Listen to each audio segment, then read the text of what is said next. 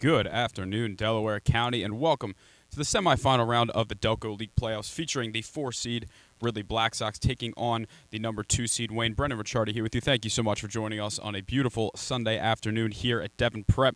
Get you the starting lineups here. First for the visiting Ridley Black Sox, leading off in center field will be Ryan Cassidy. Jimmy Boyle, the right fielder, bats second. Batting third, the shortstop Jeremy Stranix. Jason Hankins, a designated hitter, will be the cleanup hitter here for Ridley. The 5-spot Lucian Berger missed the first round of the playoffs for coaching the Babe Ruth 14s team to the Babe Ruth World Series. He will bat fifth. Shane Durkin, the catcher, will bat sixth. Ryan McGee, he had the walk-off single in Game 1. He will bat seventh and play first base. CJ Castales, the second baseman, will bat eighth. And Sam Sturman in the 9-hole will play third base. And on the mound for the Black Sox will be Gianni Serenelli. We'll tell you a little bit more about him in the bottom of the first. We'll tell you about how these two teams got here as we're about ready to get underway. Ridley swept Drexel Hill 2-0 in the first round of the playoffs to advance here. Wayne had the bye week after they finished the season 17-8 and 3. 17-7-3 because Springfield forfeited the last game of the year. Or I guess the game did not matter, so they did not feel the need to play it. But this Ridley lineup will be taking on Austin Havertine, recent Radnor graduate heading to Lehigh. We'll tell you a little bit more about him when he takes him out here. We got a 3-man umpire crew today. We are spoiled as the Delco League playoffs continue. We'll be right back for the first pitch. You are listening to the Delco League on YouTube.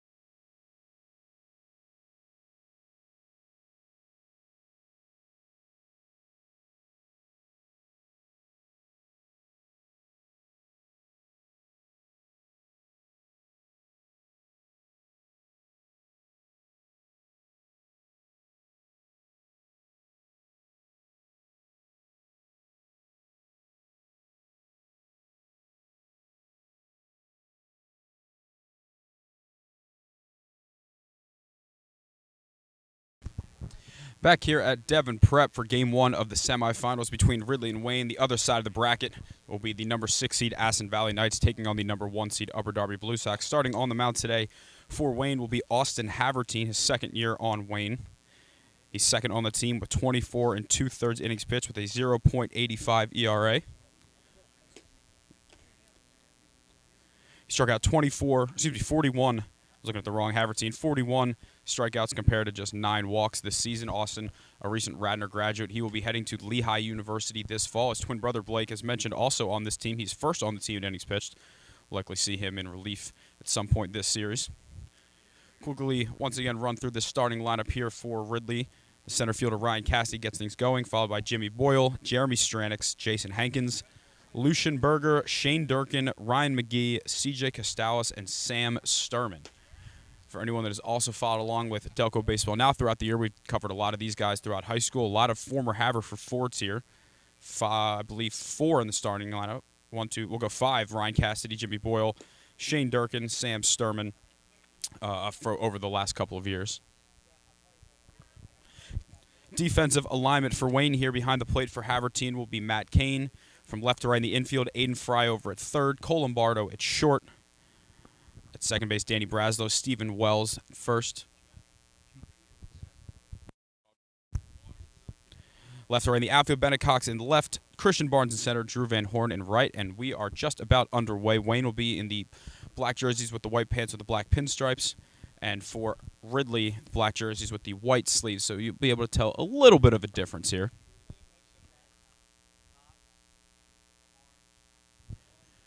First pitch of the Delco League semis underway, and Ryan Cassidy flies that one in the air to center field. It looks like it's going to be playable over there in center field for Christian Barnes for out number 1. 1 pitch, 1 out to get things started here for Austin Havertine.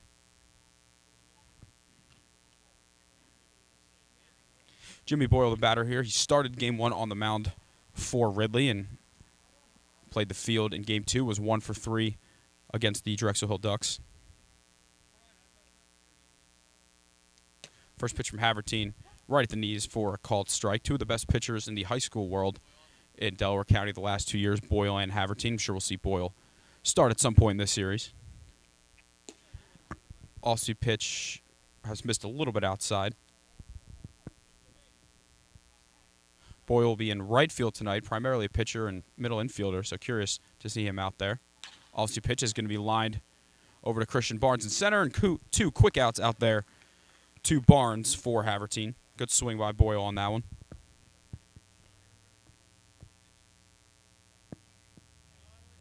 Jeremy Stranix steps into the plate here for Ridley. A shortstop, he played his high school baseball over at Ridley. Now playing his college baseball at DeSales.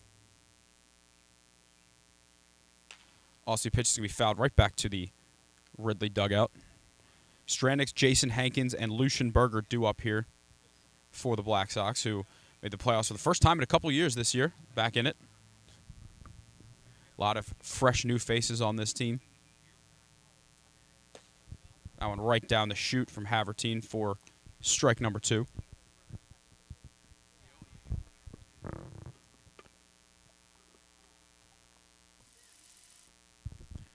0-2 pitch and a called strike 3 right on the corner here for Austin Havertine. A 1-2-3 inning to get his day started. We'll head to the bottom of the first here. Devin will tell you Wayne's lineup when we return.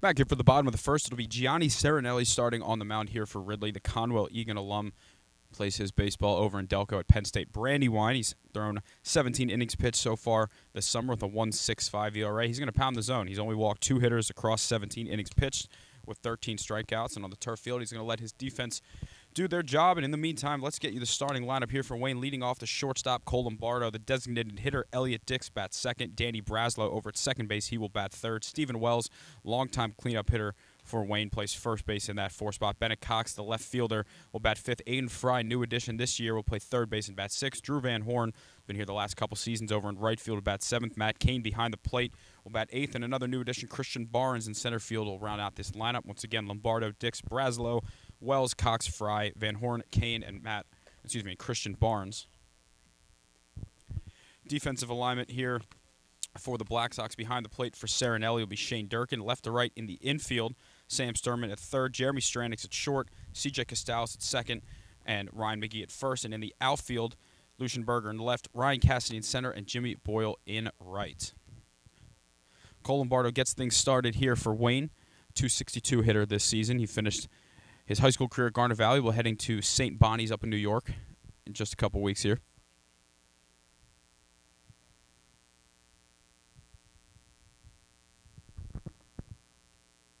First pitch here from Serenelli in there for a strike.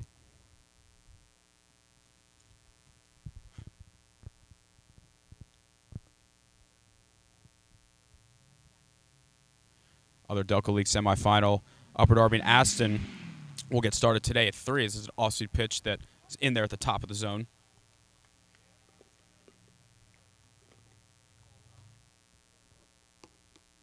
Quickly 0-2 here to Lombardo. Ridley took down Drexel Hill on a walk-off single, 4-3, back in Game 1. Game 2, Jason Hankins' go-ahead single in the top of the 7th got them the win on the road in Game 2. Game 1 back on Wednesday, Game 2 on Thursday. The reason this series started today, Aston and Chester went to 3 games, so that finished up Friday. You need a day off in between series, so 2 days off for the Black Sox.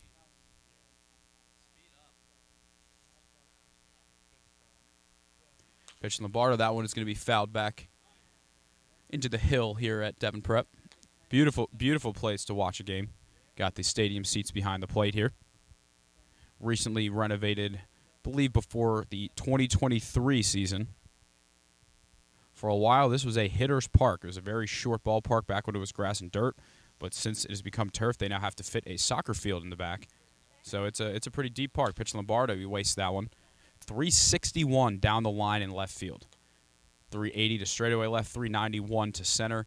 Right field has a building, an indoor facility, so it's only 312 down the right field line, but you have to hit it onto the roof of the building for it to be a home run. Best place to hit one out here, just regular right center field, about 332.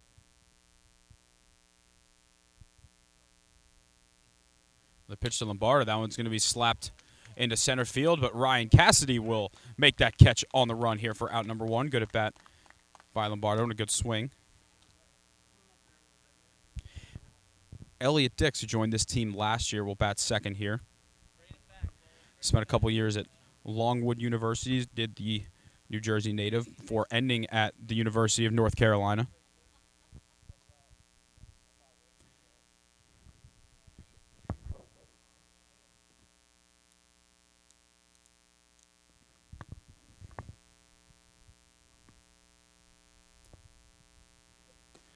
Pitch to Dix is a bit outside. Every once in a while, that camera's going to shut off because of the heat, but we'll keep an eye on it. All you got to do is just turn it back on.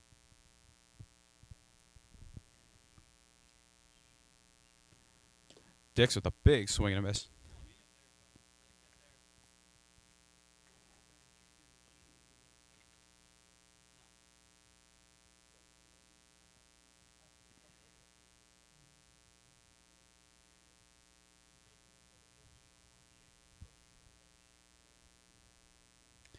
Elliot Dix, originally recruited to this team by Alden Mathis, who no longer plays for Wayne. He hung it up after last season.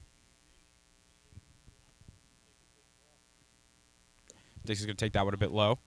Dix was able to stick around this year.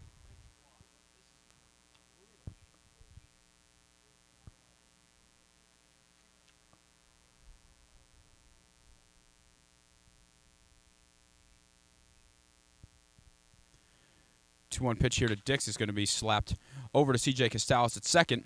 It's going to be a race back to the base, but Serenelli able to get back to first base at time.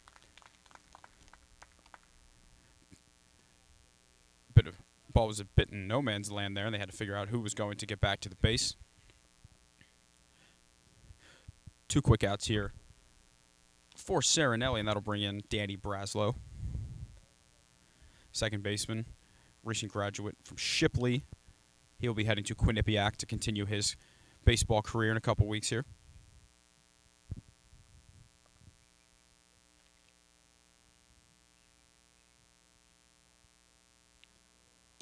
Slider swung out and missed. That one just fell off the side.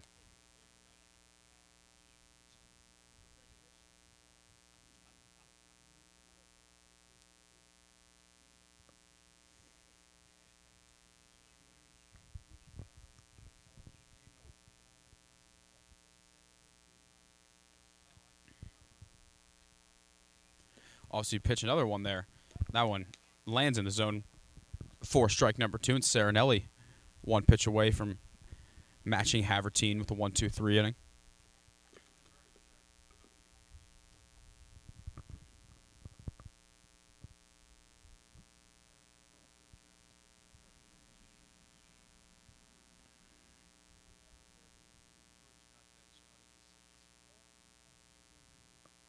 Quick time here from Braslow.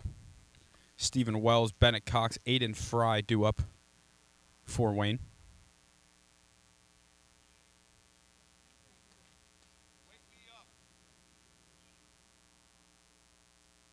Pitcher Braslow checked his swing. Did he go? No, he did not.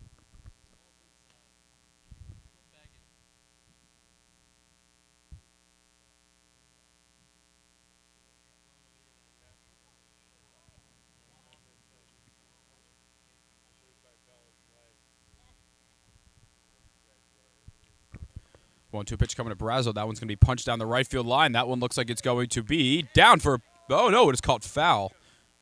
I don't have a very good angle from back here.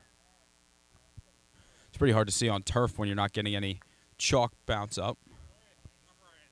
Kind of cut off here by the first base dugout.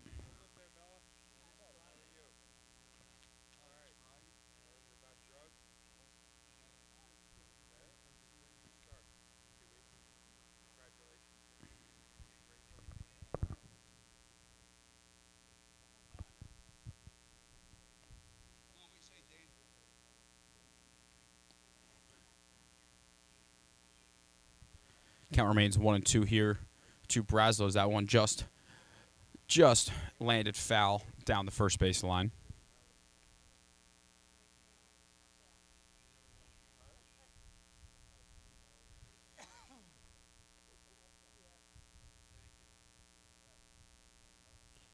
One-two pitch, swing and a miss. He got him. A 1-2-3 inning here for Serenelli in the bottom of the first. We'll head to the top of the second here at Devon. We are still scoreless.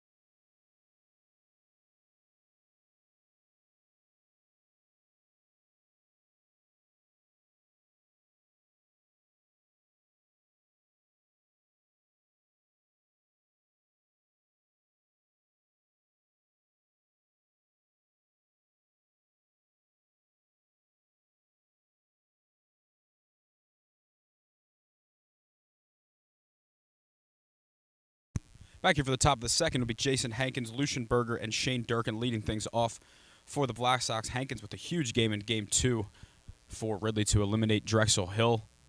Had 3 hits in that game, including a homer. He also had the go-ahead single with 2 outs in the top of the 7th to send Ridley to the second round here.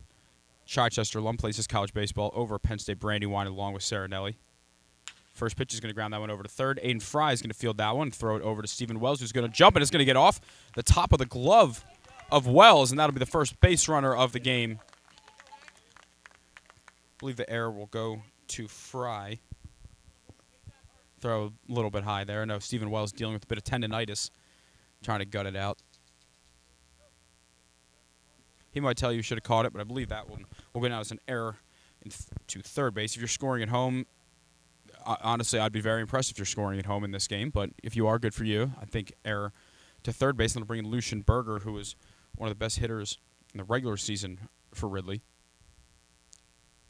First pitch in there for a strike. Berger was away with the Broomall Newtown 14s teams. They advanced to the Babe Ruth World Series last week, so he'll have to leave again in early August, but he's going to be here for the duration of this series. Fastball's going to be painted on the outside corner, and head coach of the Black Sox, Nick DeCombe, said if that's a problem we have to deal with, then that means we're in the championship. So we'll deal with that when we get here. He knows it'll be a tall task to take down this Wayne team, but it's going to take it one game at a time. Pitch to Berger, checks his swing. I believe he foul-tipped it and caught by Matt Cain behind the plate for out number 1.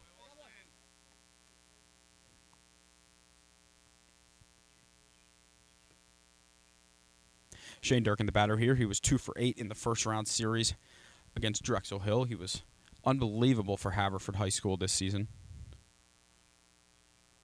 First pitch to Durkin on the outside corner for a strike. Durkin had 5 home runs and hit over 400 for Haverford this year. He will look to walk on to St. Joe's University.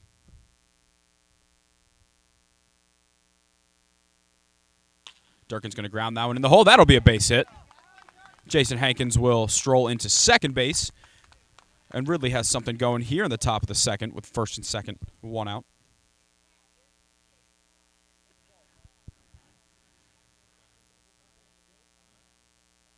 Courtesy runner here for the Black Sox will be John Tian over at first.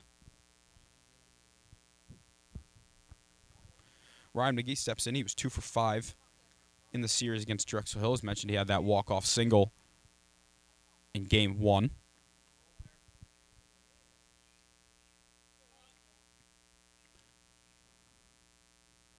First pitch here to McGee, an off-speed pitch that hangs a bit up.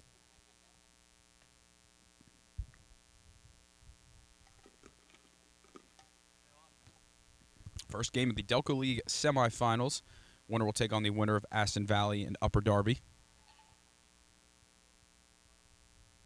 Pitch to McGee, right at the corner for a strike. This series will be played at Devon Prep for games 1 and 2 on Sunday and Monday. Games 3 and 4 Wednesday and Thursday at Ridley. And Game 5 would be back here at Devon on Saturday. Pitch to McGee. That one a little bit outside.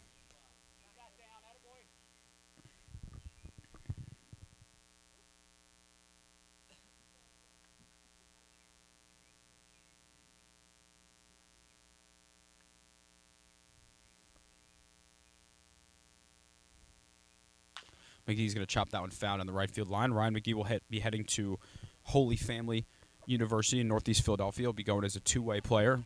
Potentially see him on the mound in the series. I'd like to think so.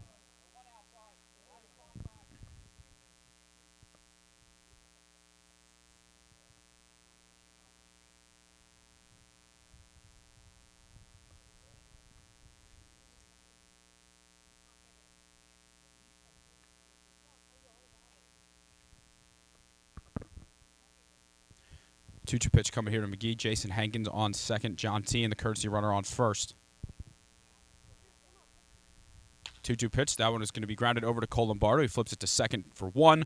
Over to first. A double play to get Wayne out of the inning. 6-4-3 to escape the jam for Austin Havertine. We'll head to the bottom of the second here at Devon Prep with Wayne looking to get on the board first.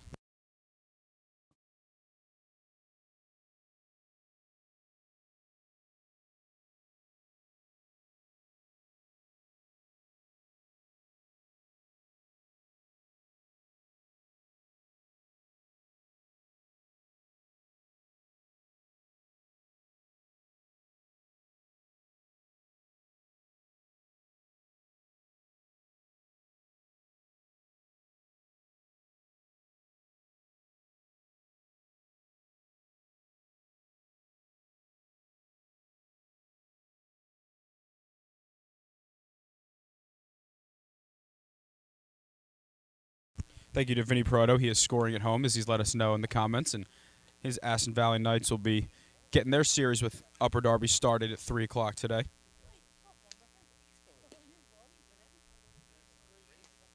Great series over there with Aston Valley and Chester. In Game 1, Aston Valley was trailing 1-0 in the top of the 7th inning before Kenyon Motley's 2-run single gave Aston Valley the lead. Adam Furco's RBI groundout made it 3-1, so it was a 3-1 win for Aston Valley in Game 1. In Game 2, though, at Aston Valley, Chester was able to tie the series up and won a complete game by Garrett Quinn.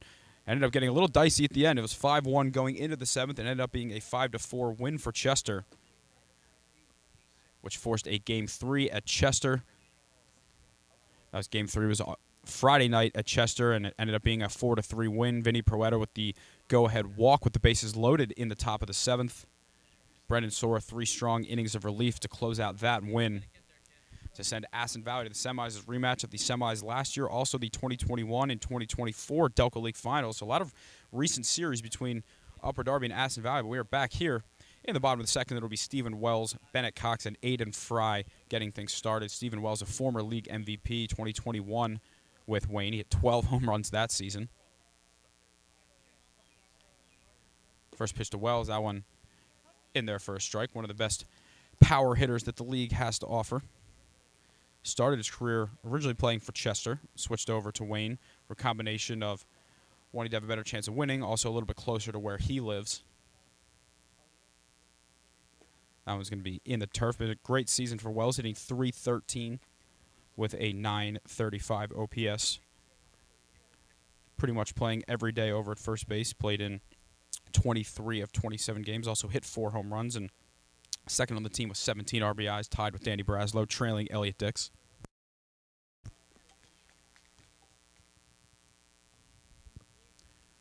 One pitch to Wells is going to range outside. Wells swings a 35-35 bat.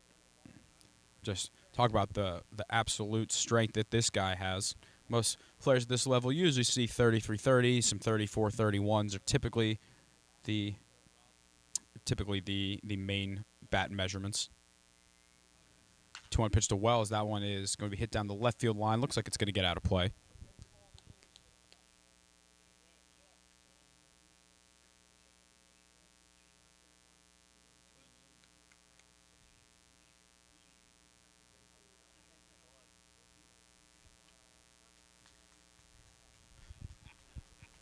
Wells played his high school baseball for the Hun School, played for now Thomas Jefferson University, but it was Philadelphia University at the time.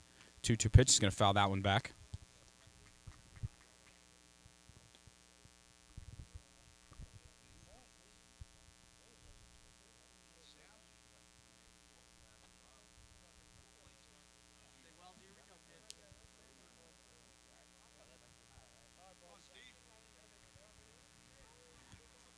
Now, for as good as the Wayne pitching has been this season, the offense has struggled a little bit. They're going to be in a lot of low-scoring games with you. Typical Wayne win in the playoffs, maybe a 4-1, 5-1 win. They're typically not going to be blowing too many teams out. Looking for their league record 20th championship. Recent championships for Wayne, 22, 23, 19, 20. One of the most consistent baseball teams in Delaware County. Here's a pitch. That one's going to be a bit low. Good eye by Wells there. Looked to be a bit of a changeup or late breaking off-speed pitch.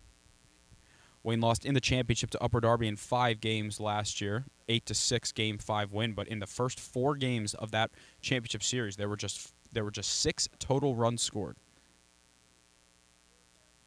Pitch to Wells. That one's going to be smacked into right center field. That'll be a base hit. Wells, as mentioned, dealing with a bit of an injury, so he's going to hold up at first base. And the first base run of the game here for Wayne.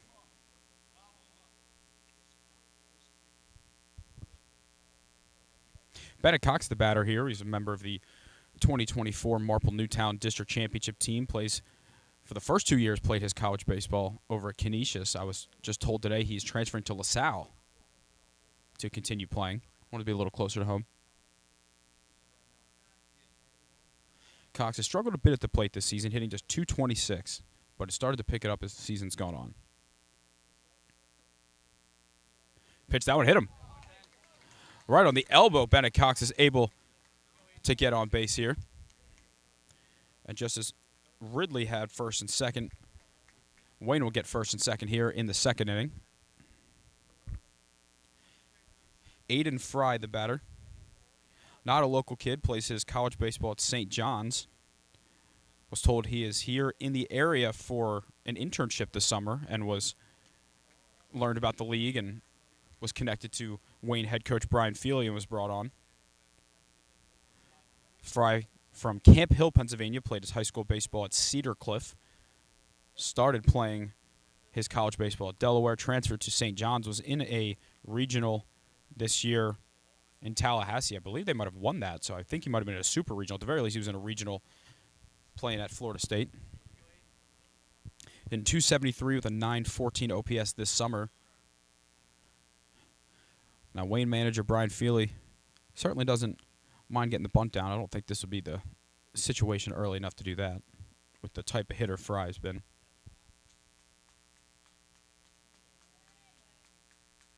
But he does square the bunt. He's going to foul that one back out of play. Because with how good Austin Havertine has looked early, trying to get as many early runs on the board as you can.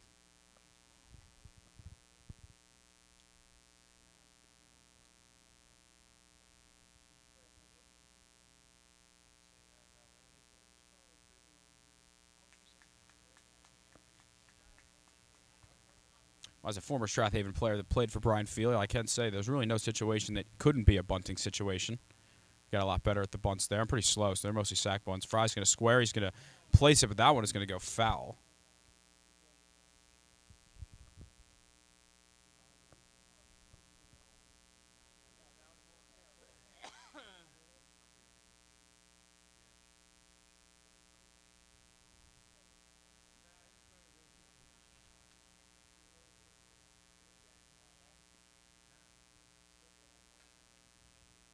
Well, nothing in two here to Aiden Fry. Certainly won't expect the bunt to stay in play here.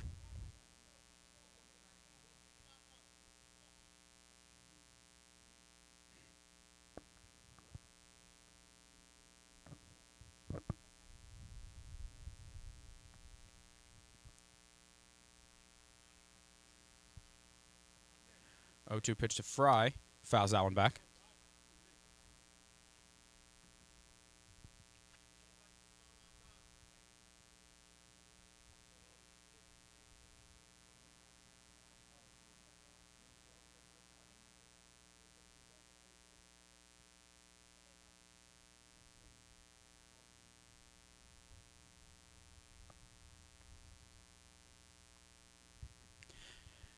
Count remains 0-2 to Aiden Fry. Drew Van Horn, Matt Cain, and Christian Barnes due up to round out the lineup.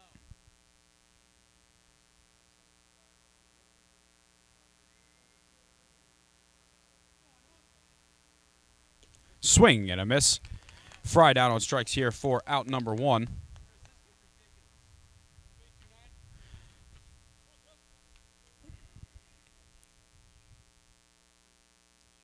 Drew Van Horn, the batter here, hit .280 in the regular season. .844 OPS. Garnet Valley alum, plays his college baseball over at Misericordia, was the starting third baseman for their national championship team back in 2024 as a freshman. He's going to hit that one well in the air to left field, but it looks like Lucian Berger has plenty of room for that one. For out number two, Stephen Wells will hold at second base.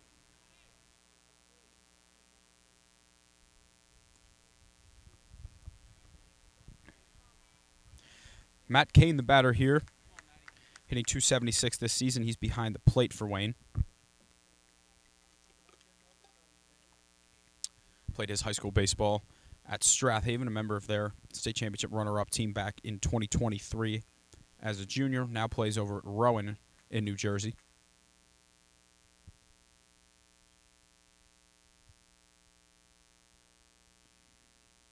Big opportunity for Cain. He takes that one off speed in there for a strike.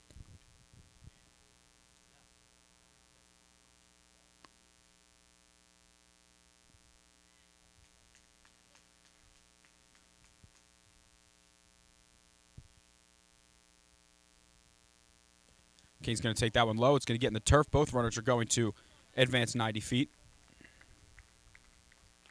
Big opportunity here for Matt Cain, and big for Wayne, as we mentioned, Stephen Wells dealing with a bit of an injury. Not necessarily safe that a base hit would have scored him, but now certainly a base hit will. Bennett Cox might catch him running around second, but that would be a good problem for Wayne to have here as the count remains 1-1 with the open base at first. Christian Barnes waits on deck.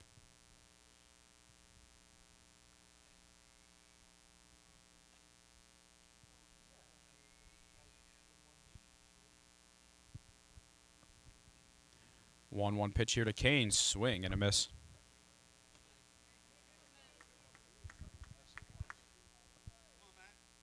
Serenelli one pitch away from getting out of this inning without any harm.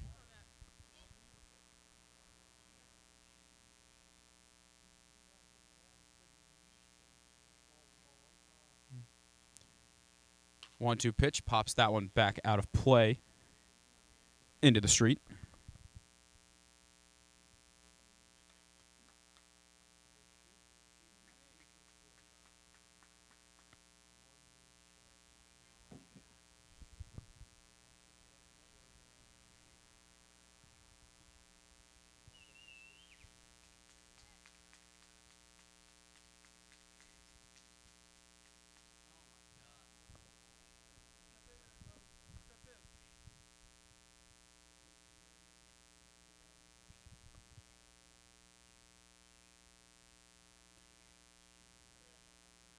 Pitch to Kane, just a bit outside.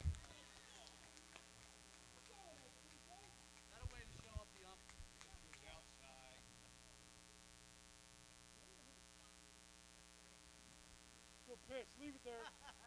Leave it there.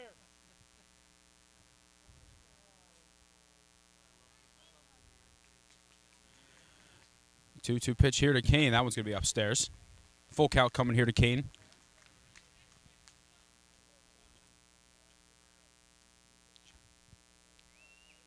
Deep breath.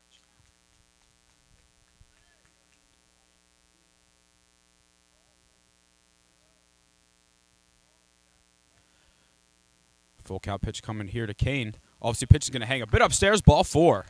Good at bat there by Matt Kane. No harm for Serenelli with the open base. Courtesy runner here will be Ben Milligan coming in to run for Matt Kane. Again, no harm done here for Serenelli.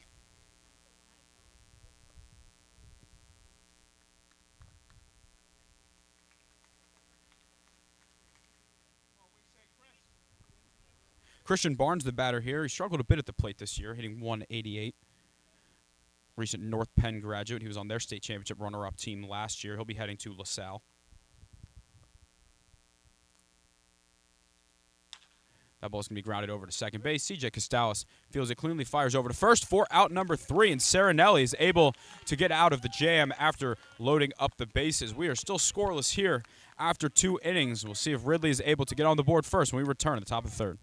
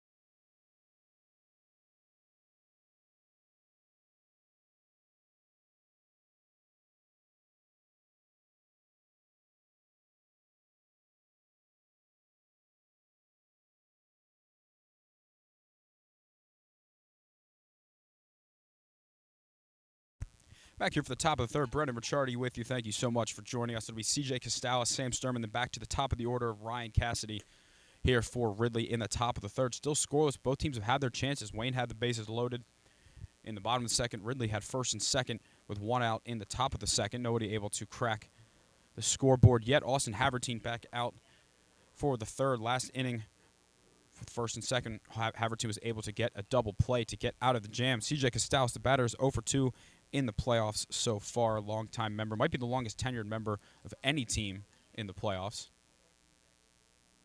First pitch to CJ in their first strike.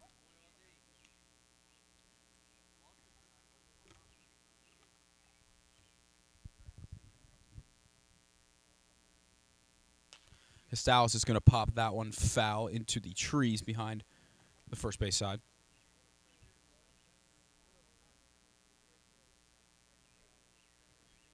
Havertine quickly ahead, 0-2.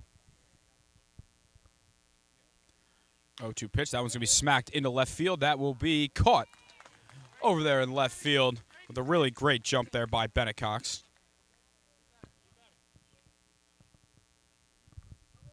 One thing about Austin Havertine, he's going to pound the zone. Not going to see him walk too many hitters. The last 2 years at the high school level had over 100 strikeouts, less than 20 walks in both seasons. Sam Sturman, the batter, these guys have faced a couple times at the high school level. Sturman this playoffs, 0 for 6. First pitch is going to run a bit up and in. Guys have faced off a couple times in the Radnor and Haverford great games the last couple years.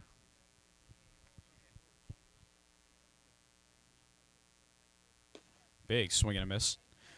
Sturman, a member of the Haverford Central League champions the last 2 years, made the first ever states appearance for Haverford this season. He'll be heading to formerly JUCO, now Division II Lackawanna. He's going to take that one down the chute. 1 and 2 here for Havertine.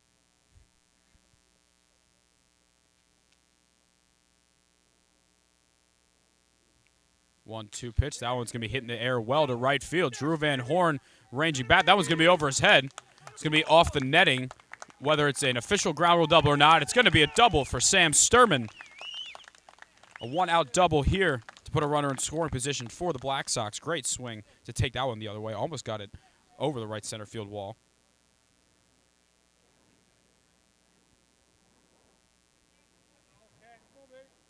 Back to the top of the order here. Great job by Sturman to flip the order over to Ryan Cassidy. He's 4 for 10 in the playoffs so far. He flew out to center field his first time up. And now he's got a runner in scoring position. Solid speed from Sturman, a base hit, potentially get a run in.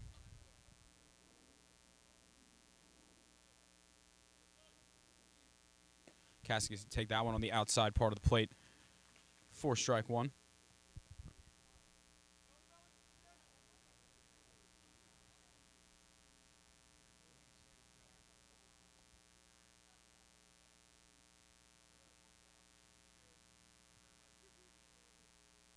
Cassidy to take that one down the chute. Ryan Cassidy was not a member of last year's Haverford team. He graduated the year before, but helped get this program back on track. Once again, we'll fix that camera for you. I think there might be some function in the camera that just randomly shuts off after like 20 minutes.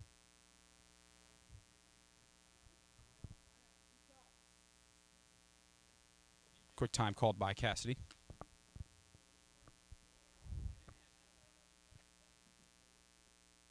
Looks like Cassidy might have had something in his eye there. It's always my favorite excuse for what it's worth. I can pull it off because I have the contacts and crappy vision, so no one really argues.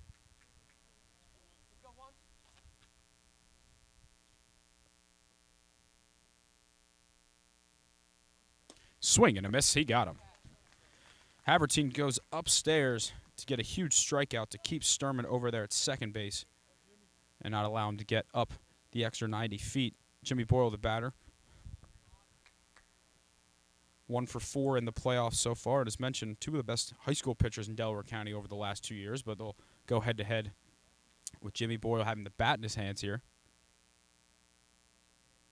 Pitch to Boyle. That one is in there for a strike. Don't expect to see the bat in Austin Havertine's hands in the playoffs. I'm not sure we're going to get to see both sides of that matchup. Looked to be a changeup the first pitch for Havertine. Don't see too many of those. 0-1. Boyle's going to ground that one over to shortstop. Colombardo has that one fielded cleanly.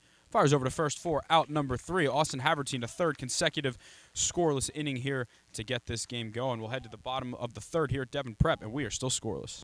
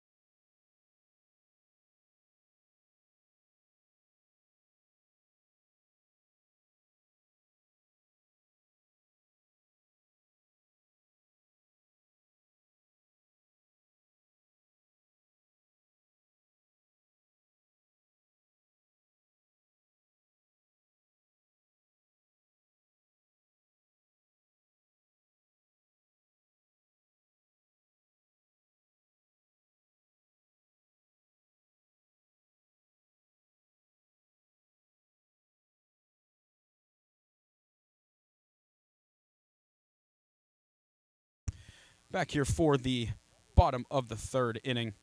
It'll be the top of the order. Cole Lombardo leading things off here for Wayne. Lombardo, Elliott Dixon, Danny Braslow. Nothing doing on the scoreboard so far, but there has been some trouble on the base pass. The pitchers have been able to escape. Johnny Serenelli out for inning number 3. Left the bases loaded last inning. First pitch to Cole Lombardo, an off-speed pitch. Looks one missed a little outside. Good spot.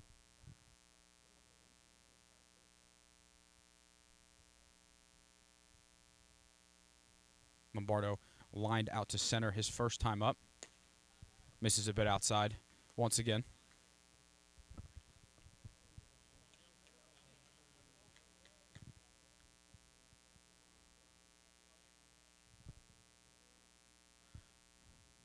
Lombardo ahead in the count, 2-0. We'll take that one at the knees for a strike. Good pitch by Serenelli. Not much to do there. 2-0 for Lombardo. Lombardo, one of the best defensive players in the high school level this year, was named the Defensive Player of the Year. It's a shortstop for Garnet Valley. Going to take that off-speed pitch in there for a strike. Looked like he wanted it, but couldn't quite pull the trigger. Now has to protect here, 2-2. Two longtime managers of the Delco League in this series. Brian Philly, not sure exactly which year he turned from a Wayne player to a coach, and Nick DeComb's been here a long time for Ridley as well. Also the commissioner of the league, as Lombardo takes that off-speed pitch foul. Tommy Bradley can't quite handle that one down the left field line. Interesting to note, Bradley has his full uniform on, which usually for the relief pitchers for Wayne is not the case, so potentially could be the first one up in relief.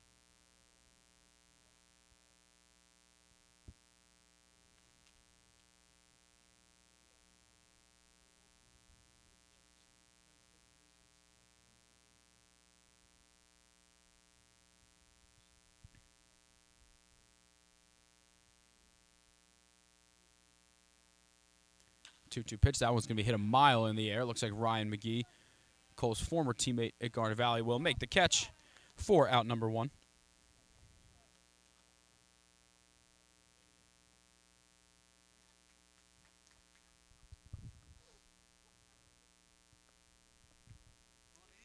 Elliott Dix, the batter here. Grounded out to second his first time up, but most consistent hitter in the Wayne lineup this year. Hit .385 with an OPS a little under 1,200. Spent a year playing for the Tar Heels over at North Carolina to end his college career.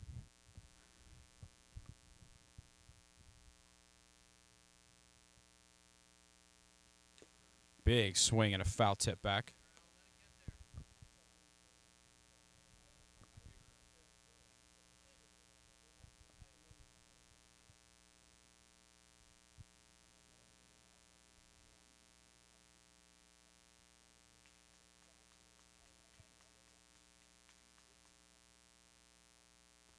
Dick's going to see that one go up and away. Dick's, along with Stephen Wells, been the power in this Wayne lineup this season.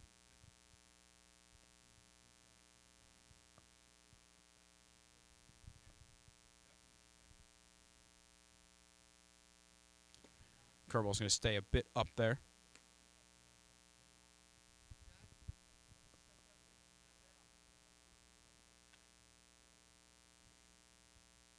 Umpire wanted me to add in there is no pitch clock here, so pitcher can take as much time as he'd like, despite some of the disgruntled crowd.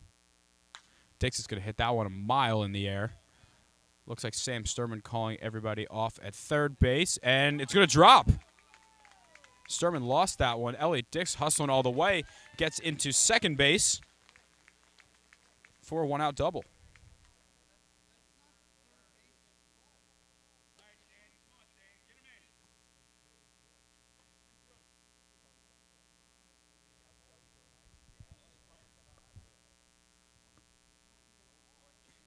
Sun beating down a bit here. Sturman lost that one a bit as he was ranging over, and one way or another, Elliott Dix in scoring position. Danny Brazo, the batter here, struck out swinging his first time up. Hit .361 with a 10.07 OPS for Wayne this season in his first season playing the Shipley graduate heading to Quinnipiac.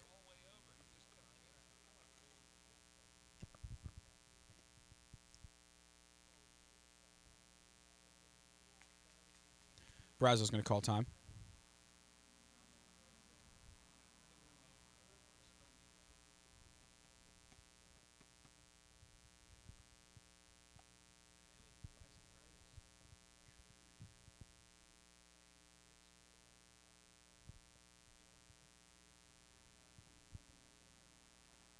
Brazel's going to take an off-speed pitch in there for a strike.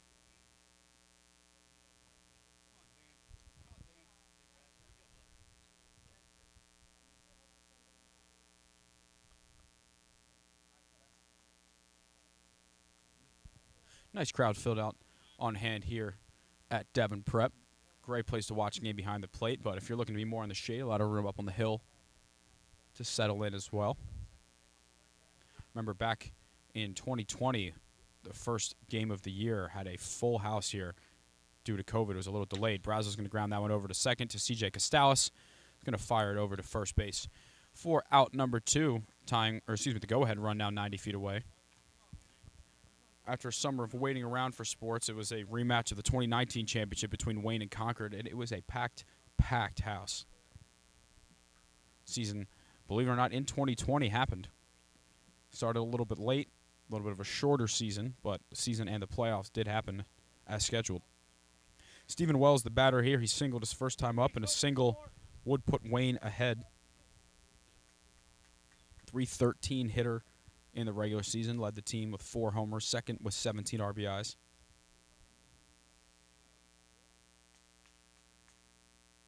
Wells is going to ground that one over to Costales. He's going to field it cleanly, flip it over to Ryan McGee at first for out number 3, and we are through 3 innings here at Devon Prep, and still no one has been able to get on the scoreboard. We'll head to the top of the 4th, and we are still locked at 0.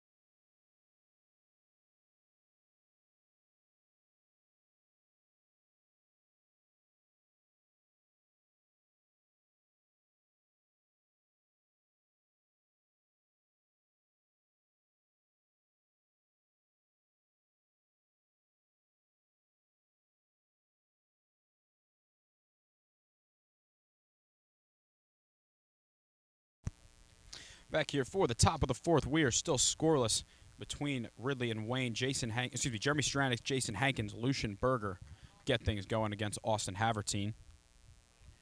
Havertine 3 Ks so far. Drops what looked like a changeup in there for a strike.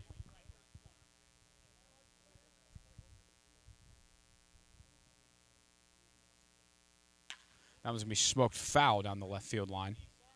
Good swing there by Stranix.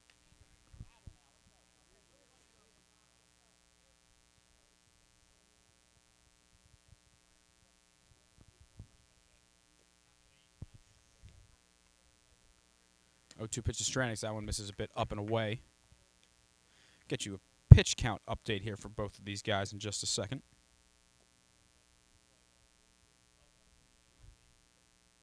One-two pitch to Stranix. That one's fouled back. Looks like Havertine slipped a little bit on that one. Havertine at just 33 pitches so far. Serenelli at 49 through 3.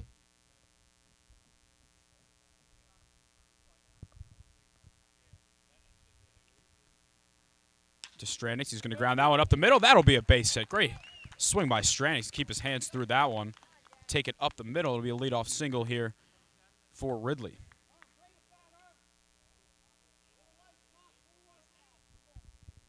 Jason Hankins, the batter. 3 for 7 in the playoffs so far. But 3 of those hits came in Game 2 against Drexel Hill to knock the Ducks out of the playoffs and send Ridley to the semifinals. Lucian Berger, Shane Durkin, Ryan McGee will hit after him.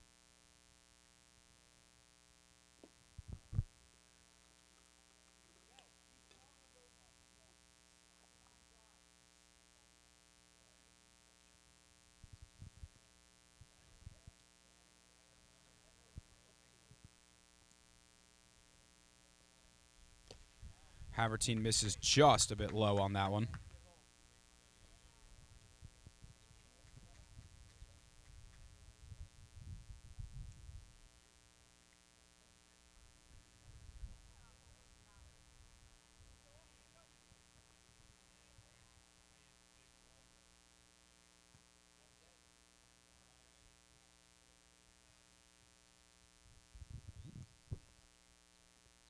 Nothing doing for Strandings over at first. Off-speed pitch.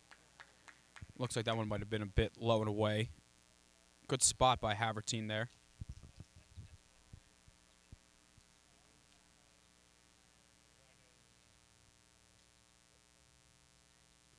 Small lead over there by Strandings. Havertine misses away. And that'll be ball 4. Uncharacteristic 4-pitch walk there for Havertine. Another situation, early base runners on. We'll see if Ridley's the first to be able to crack the code and get on the board here. Lucian Berger had an excellent season for Ridley. As mentioned, missed the first round of the playoffs due to coaching the Broomall Newtown 14s team to the Babe Ruth World Series. Back here, we'll be here this entire series. The championship, things might get a little bit complicated, but if you're Ridley, that's a good problem to have. He hit 274 with a 900 OPS. He hit 3 homers and led the team in RBIs by 9 at 23 runs batted in 25 games. Has a good opportunity to drive in a couple here. Quick mound visit. We are back. Pitch to Berger. Big swing. Fouls that one back. Berger started his career at Fairfield University up in Connecticut, dealing with some injuries both at the end of his high school career and also beginning of his college career. He's now playing at Lebanon Valley. Had an excellent season there last year. Will be there for another year and see what happens from there. Looks like he's starting to get healthy.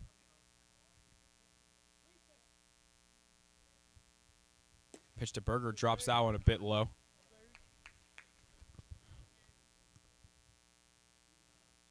Good speed in Strandix over at second. A base hit most likely would give Ridley the lead.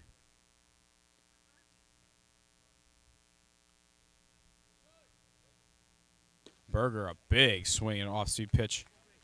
And nothing doing.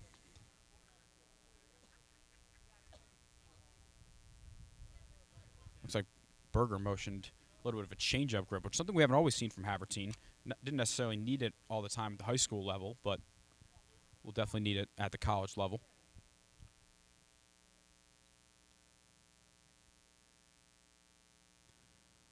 One-two pitch, fouls that one back.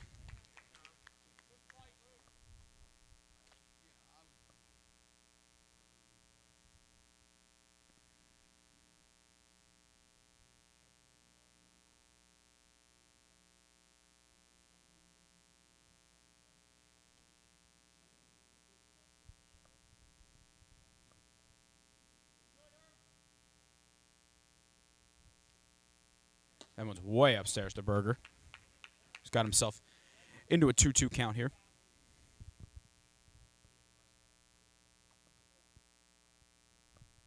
Shane Durkin, Ryan McGee, CJ Costales due up here for the Black Sox, who would love to get a first run on the board here on the road. Pitch to Berger. That one misses away. Full count here. If you're Lucian Berger, you're probably thinking you're getting something to hit here because you don't want the bases loaded, no outs, and Shane Durkin stepping in. Now, does Havertine have the confidence in the off-speed pitch here?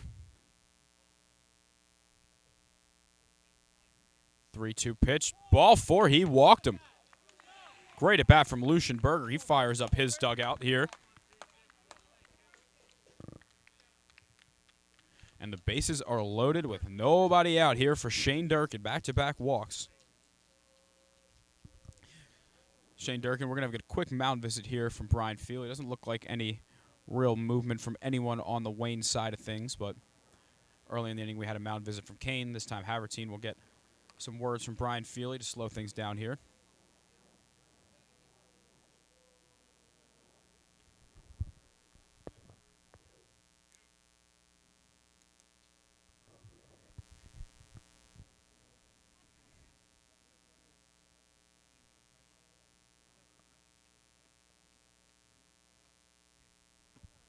I'm just going to go and break this one up, but not that it was necessarily needed.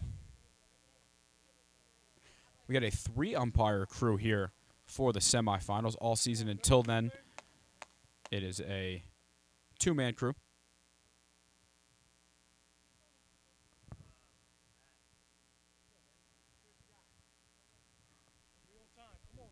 Shane Durkin, the batter here, 3 for 9 in the playoffs so far. He singled his first time up, and a single may very well put Ridley ahead 2-0 here. First pitch to Durkin, watches that one down the chute, and after 2 walks in a row, I think Durkin just wanted to see one.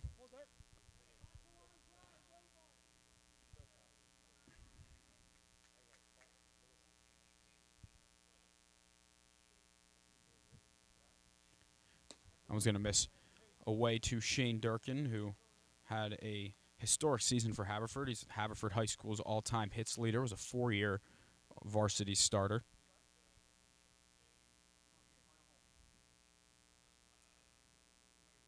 He's going to foul that one back. A bit puzzling to me that he didn't have any college offers, or at least didn't have any that he liked enough that were better than trying to walk on at St. Joe's.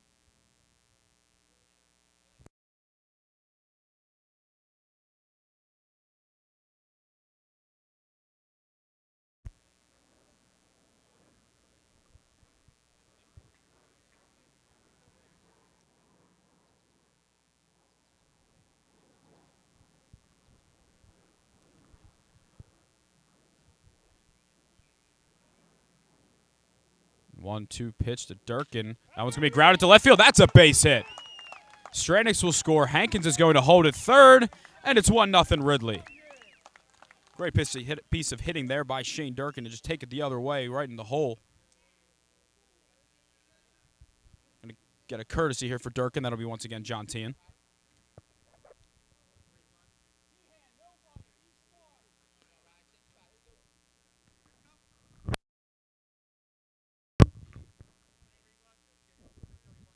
Ryan McGee, the batter, grounded into a double play his first time up. Now 2 for 6 in the playoffs. Big swing and a miss to get this at bat started. Still nobody out here for the Black Sox. McGee, Costales, and Sam Sturman, 7, 8, 9 up for Ridley.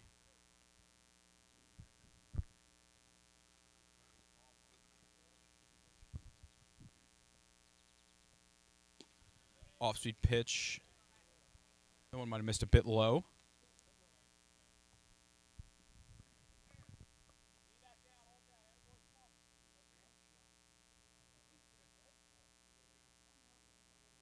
Looks like Haverteen's glove might be ripped here.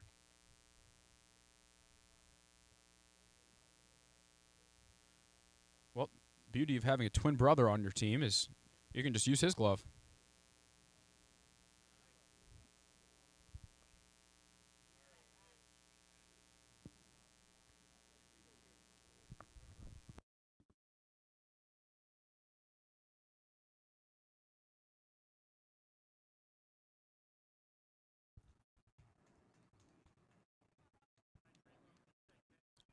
Looks like we're going to get right back to the action here.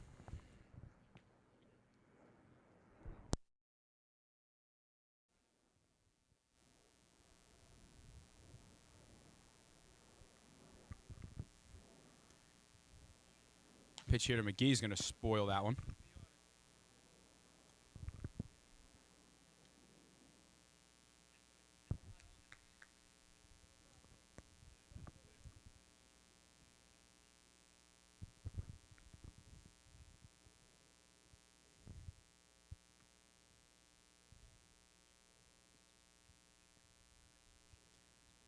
One-two to McGee. Once again fouls that one back.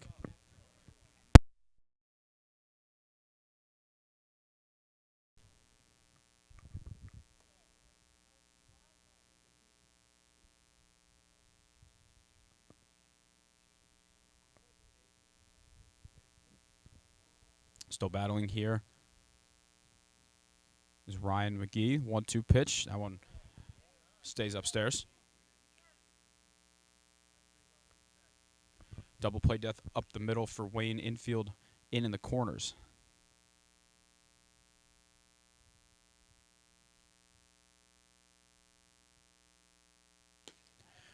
Once again, Havertine misses up and away. It'll be full count.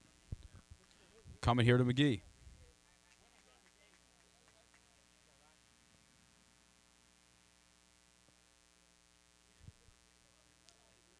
Full count here, still nobody outs. Jason Hankins on third base. Over at second is Lucian Berger. John Tina first. The pitch is going to be grounded in the hole for a base hit. 1 run will score. Lucian Berger gets the hold at third. Station to station here for Ridley as they lead it 2-0. First 5 runners in the inning have reached base. CJ Casales steps in. He lined out to left his first time up. Tommy Bradley looks like he's starting to kind of stretch around a little bit on the Wayne side of things.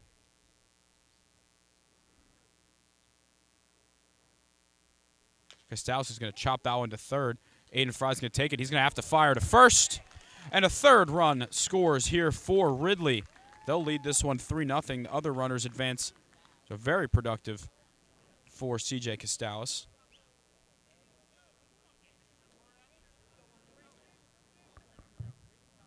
Still only 1 out here in the inning. Sam Sturman can make this a 5-0 lead for Ridley just like that with a base hit. That was way upstairs.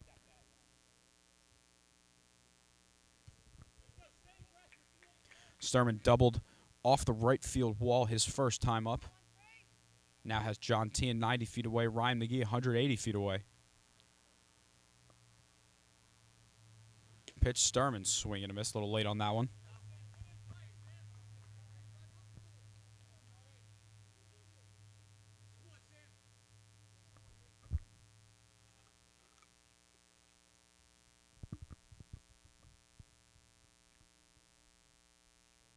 Sturman's going to chase that one a bit upstairs for strike number 2. And it'll be a big strikeout here for Havertine if he can keep those runners at second and third.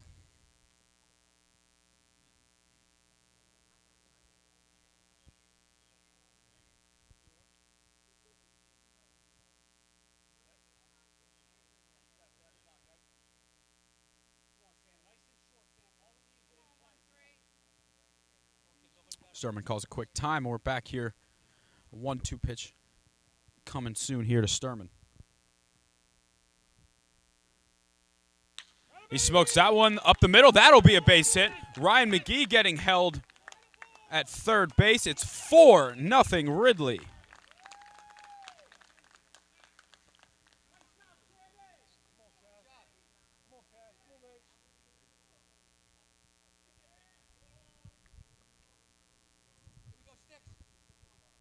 Back to the top of the order is Ryan Cassidy. Ridley still with just 1 out in the inning. They've already put 4 across in the top of the 4th.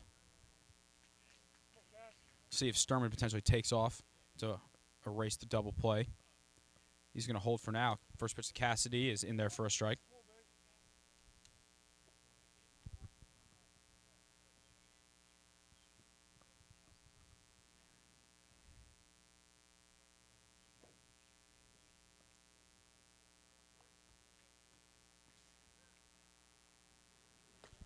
Off-speed pitch hangs just a bit upstairs. Back to the top of the order now. So it'll be Cassidy, Jimmy Boyle, and Jeremy Stranix.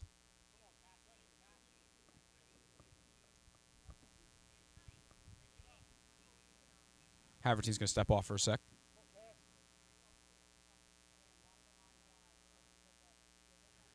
Looks like Tommy Bradley and Brian Henry both starting to stretch around a little bit for Wayne. Cassie's going to foul that one back. We were told originally that it looks like Luke Zimmerman will start tomorrow for Wayne, followed by Gavin Glass on Wednesday. Luke Zimmerman is here. Doesn't look like he's going to be moving around. Brian Henry is starting to really get loose, starting to do his warm-ups. So looks right now like he would be next in relief. Pitch here to Cassidy, foul that one back.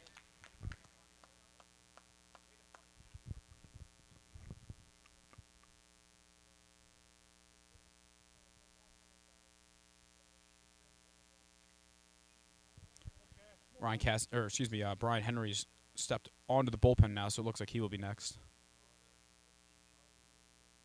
Pitch from Cassidy, swing and a miss. He got him.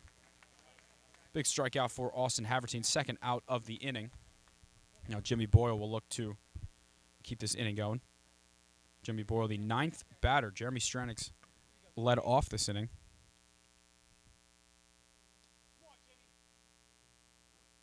See now with 2 outs if we could potentially see Sturman take off for second. Good arm behind the plate and Matt Cain.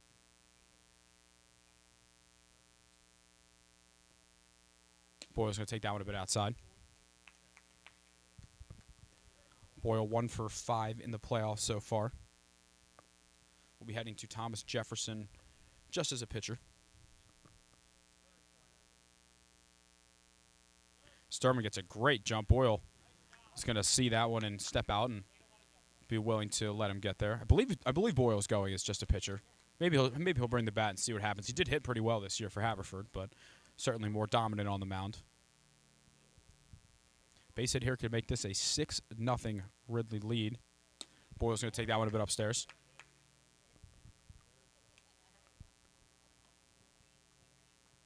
Jeremy Stranix, who led off the inning with a single, is on deck.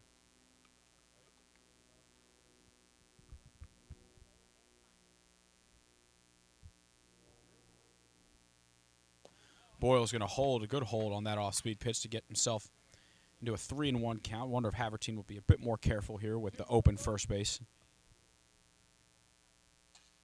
Pick one out here. Come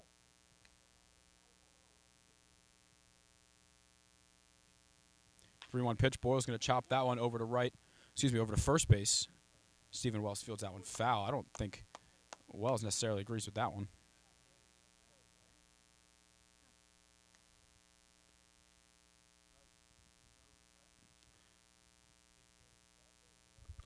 Call was foul. Not too much contesting from the Wayne dugout. I think Wells wanted a bit of an explanation. I thought he was in fair territory from this angle, but I'm a little off to the side. Either way, it'll be 3-2 again. Pitch to Boyle, hits that one. That one's going to be fouled on the right field line.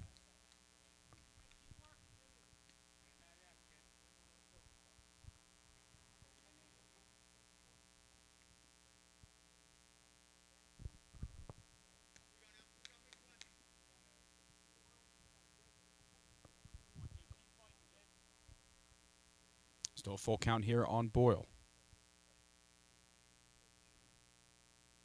3-2 pitch, again fouls it back.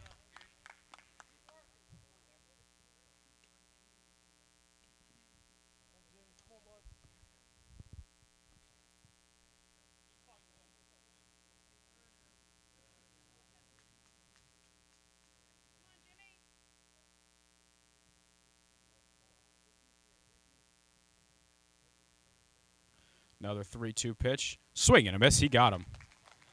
Well, the damage has been done here. Ridley puts 4 runs across in the top of the 4th. We'll see if that is the end of the road for Austin Havertine. But one way or another, Wayne is going to have to hit if they want a chance in this game. We'll head to the bottom of the 4th at Devon with Wayne now trailing 4-0 against Ridley.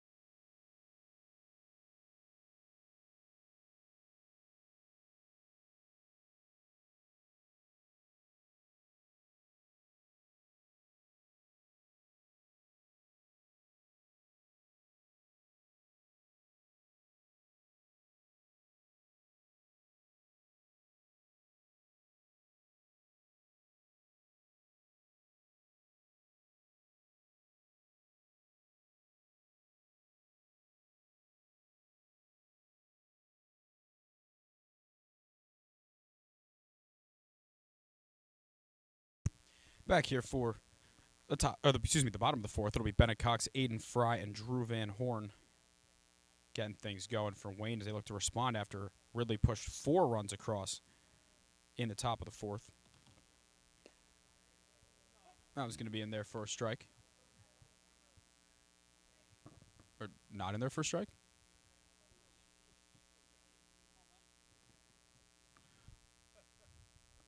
See if we can get some clarification on that one. That was going to be a bit outside.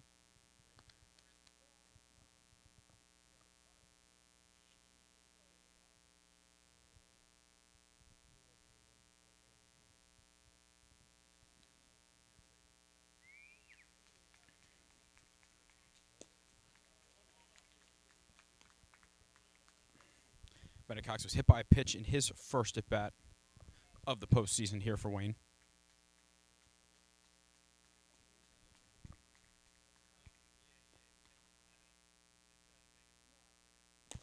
He's going to see that one go a bit upstairs.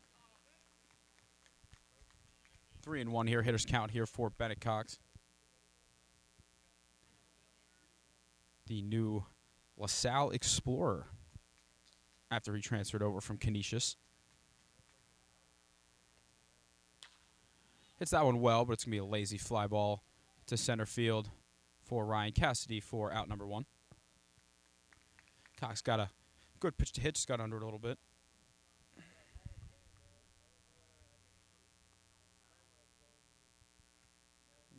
Aiden Fry, the batter, he struck out swinging back in the second inning for his first bat.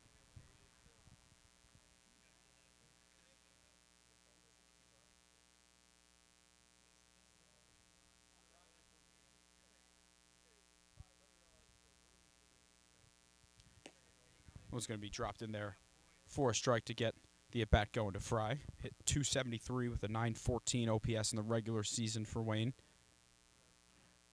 Seems like this will likely be his only season in the league based on what I was told about him being in the area for an internship this summer. That one's going to go a bit outside.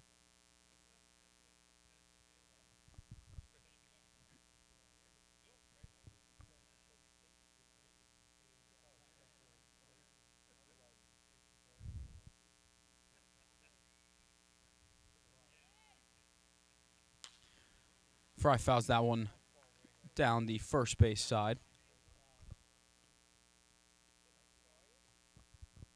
Gianni Serenelli's really been loading up the zone. Only 1 walk so far today. 2 strikeouts. Really been trusting that defense. And for the most part, they've been pretty good. We had 1 lost fly ball in the sun, but other than that, pretty consistent defense for the Black Sox. Fry's going to chop that one foul down the third base side. Brian Henry starting to throw off the mound. Not sure if this is his inning, but he's definitely starting to get hot.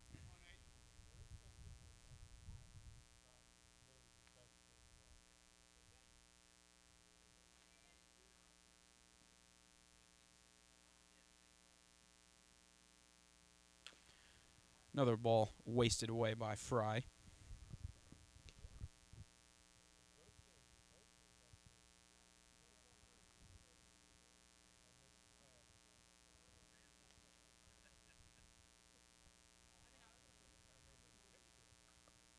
The Aiden Fry, Drew Van Horn, Matt Cain do up here for Wayne. Pitch to Fry, swing and a miss. He got him. Strikeout number 3 on the day for Serenelli.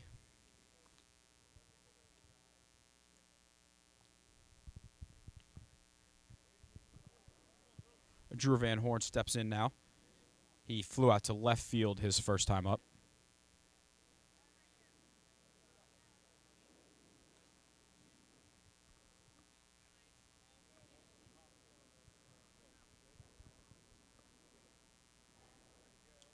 Going to take look to be a bit of a change up, a little bit low.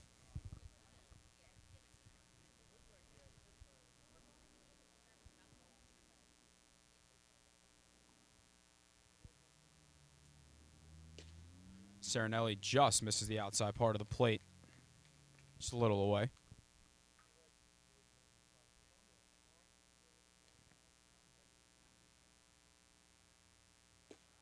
Goes for that same spot he hits it this time. I think Van Horn a little confused because he thought it was around the same spot, but I thought that one was maybe a bit more inside.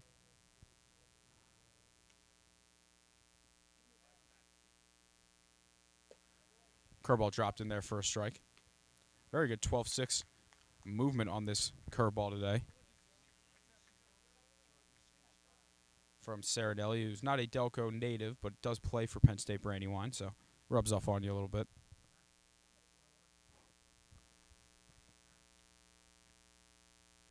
Pitch to Van Horn. That was being lined up the middle of base hit. Looked to be some type of off-speed pitch that just hung up there a little bit, and Van Horn was able to deposit that one into center field.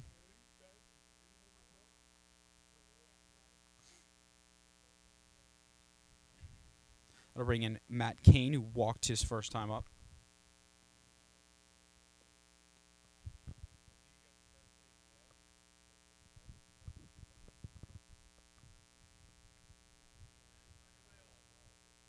See if Van Horn potentially is going to try and snag second here to get himself in scoring position. Big lead. He's not going to go yet. First pitch misses a bit away.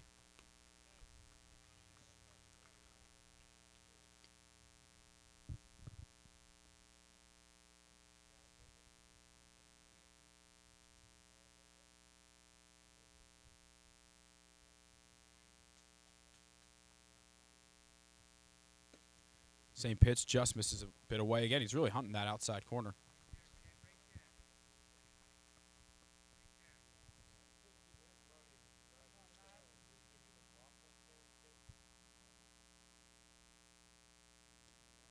Pretty short lead from Van Horn.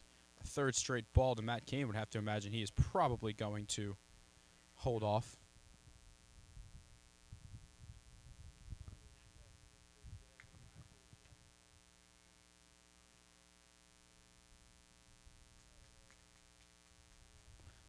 Cain with quick timeout here. It'll be Christian Barnes and back to the top of the order after Cain hits here.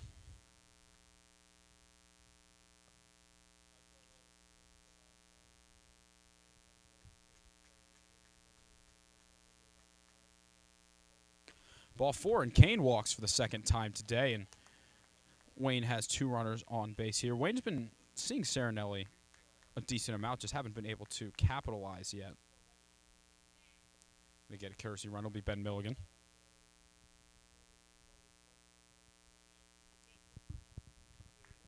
Christian Barnes, the batter here, he grounded out to second base in his first at bat. That one came with the bases loaded, so I was hoping this time with runners in scoring position to have a better result.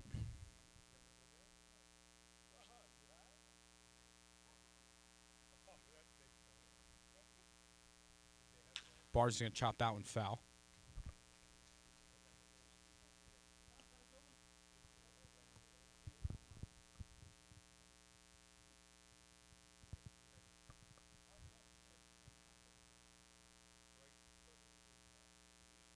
Drew Van Horn on second base, Ben Milligan on first. Be a great time for Christian Barnes to find his stroke.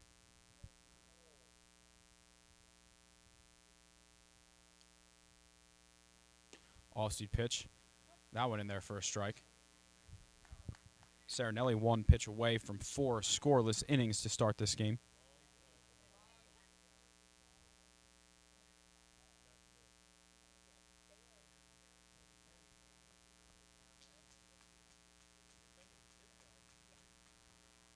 Oh, 2 pitch. That one's chopped back behind the plate.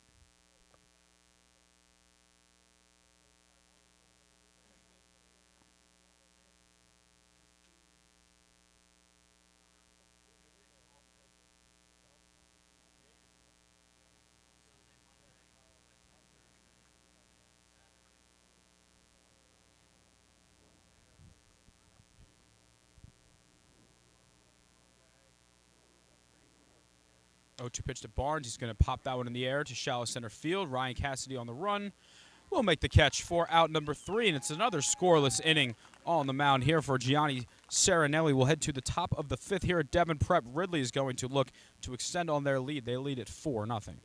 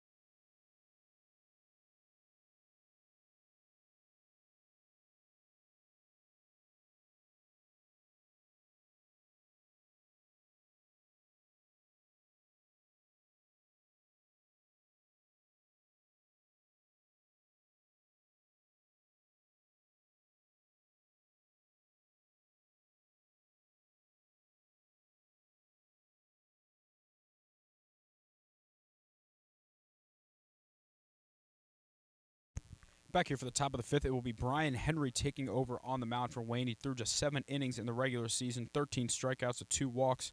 Did not allow an earned run in those 7 innings. He also plays his college baseball over at Misericordia, played for Bonner in high school. He will look to try and stop the bleeding a little bit. Not the best outing for Austin Havertine. He got hit around in that 4th inning where Ridley scored all 4 of their runs.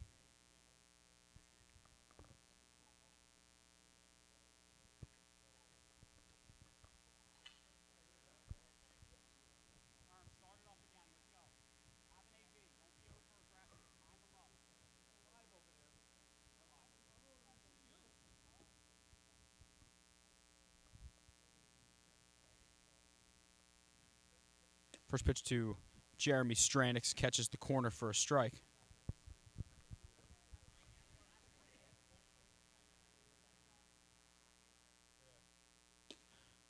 Another one right at the knees. Brian Henry quickly ahead, 0-2.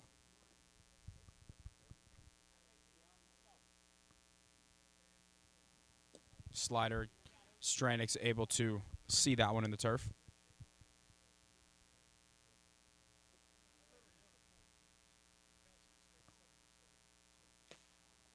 Swing and a miss. Stranix down on strikes here. Brian Henry quickly picks up a strikeout to get his afternoon in relief started. Tommy Bradley still looks like he's ready. Could potentially be next in relief. Of course, Wayne and Ridley will play again tomorrow night. Not sure who will start on the mound for Wayne. We were told Luke Zimmerman we were not sure who will start for Ridley. We were told Luke Zimmerman for Wayne. First pitch here to Jason Hankins. That was going to be bit upstairs.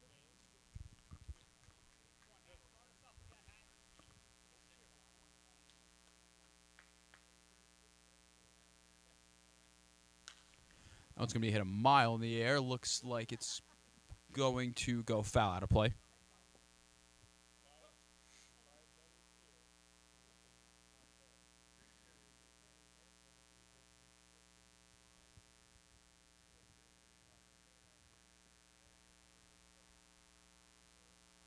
Jason Hankins, the batter.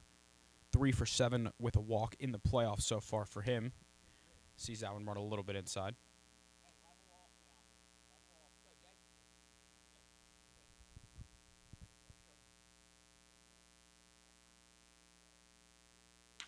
That ball is going to be smoked into left field for a base hit for Jason Hankins, who's now reached base twice today.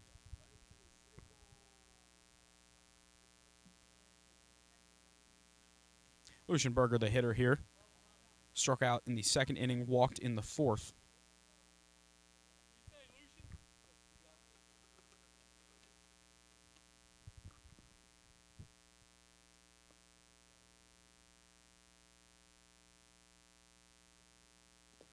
Berger's going to see that one go into the turf.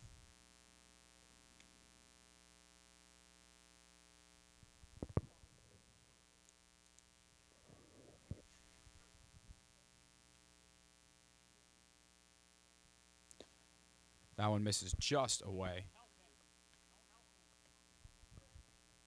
Hitters count here for Berger. He's ahead 2-0. Not too much of a lead over at first for Hankins.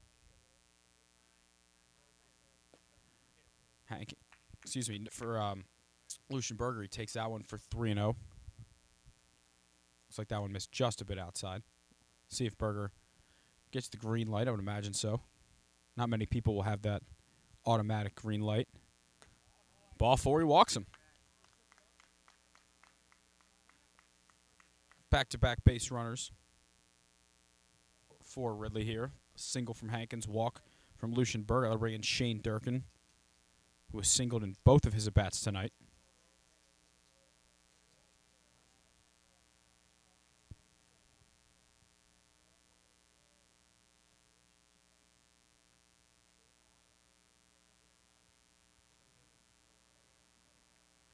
Pitch here to Durkin, that one in the turf. Good job by Matt Cain to keep that one in front of him. Keep those runners at first and second base.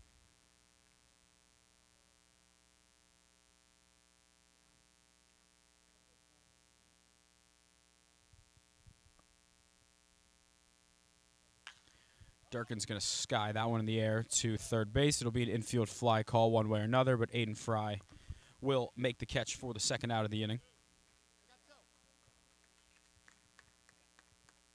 First time Durkin retired today.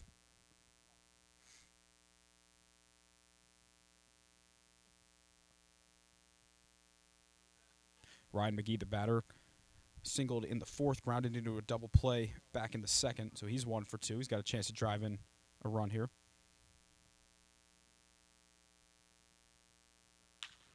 Ground ball over to second base. Fielded cleanly by Danny Braslow. Fired over to first for the third and final out. So Brian Henry able to keep Ridley off the board in the top of the fifth, but he's going to need his offense to start showing up today. They'll have the top of the order coming up in the bottom of the fifth, looking to do so when we return.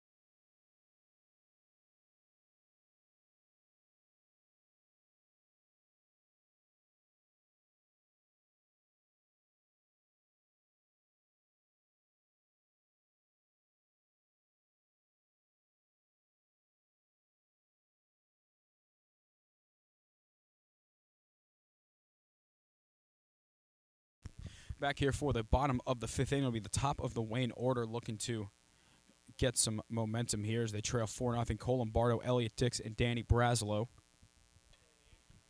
Lombardo's lined out to center and popped out to first in his 2 at-bats.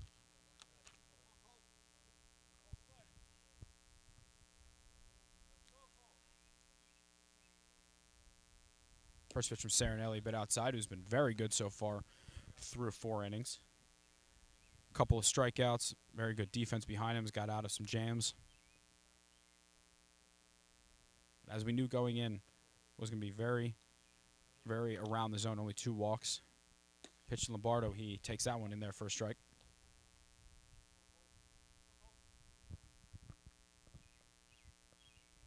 Be a huge win for Ridley to steal game 1 on the road here. Get that home field advantage for the rest of the series. Lombardo's going to take that off-speed pitch that catches the lower outside corner.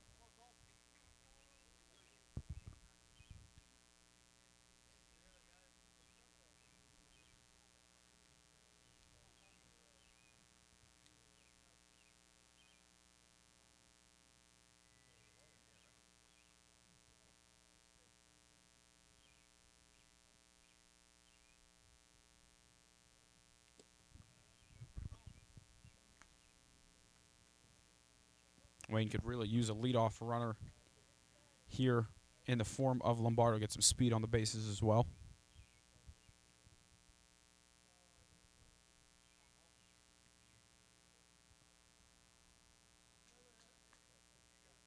Pitch Lombardo's going to line that one off the glove of Serenelli, but it's going to leak into center field. Thought I heard a bit of a tip there, but it's going to be a great swing by Cole Lombardo right up the middle.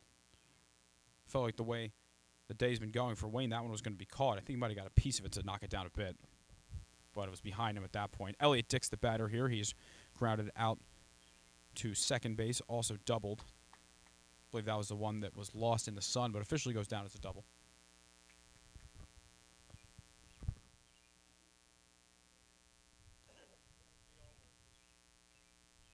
Pitch to Dix, that one's going to be a bit low.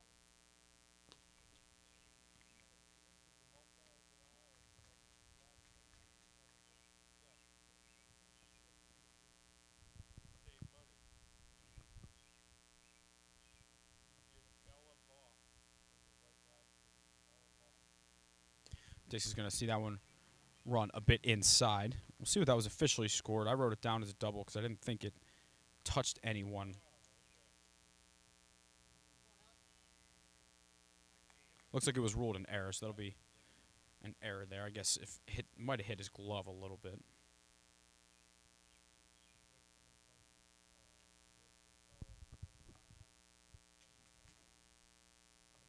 Dix takes that one inside, 3-0, and I'd imagine he will probably be taking. Looks like Brian Feely kind of giving him that take sign over at third, so going to make Serenelli work a little bit.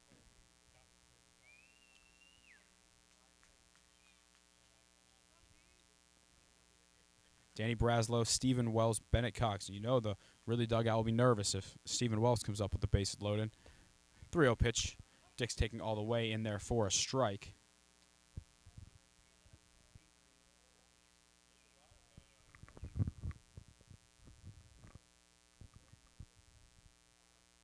Three-one pitch, still a hitter's count. Here to Elliott Dix. He's going to take that one. Ball 4. A walk here for Elliott Dix. Only the third walk of the day here for Serenelli. Danny Braslow, the batter. He struck out swinging his first time up. Also grounded out to second.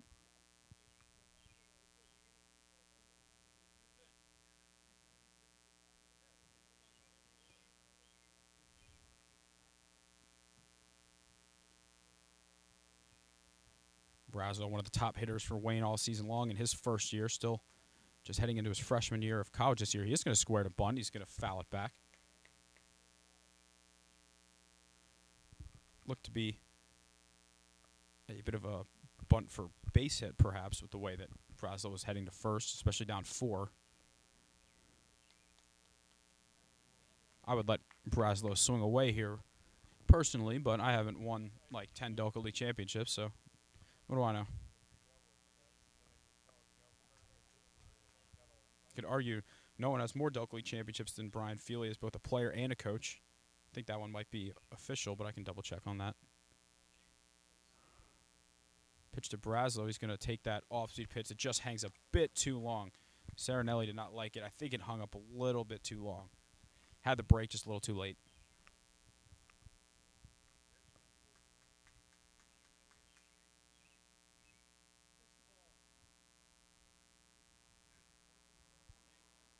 One here to Braslow. Would be surprised to see the bunt go down again. Here's the pitch. He's going to foul tip that one back. Now needs to protect.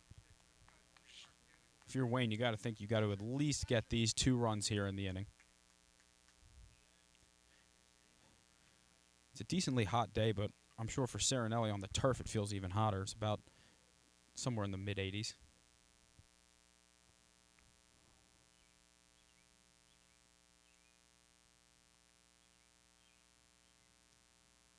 Pitch to Braslow. That one's going to be up and in.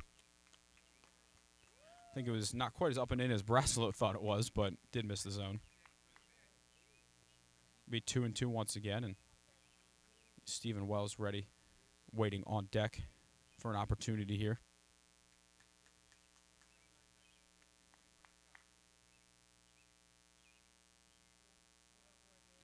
Danny Braslow will call time here.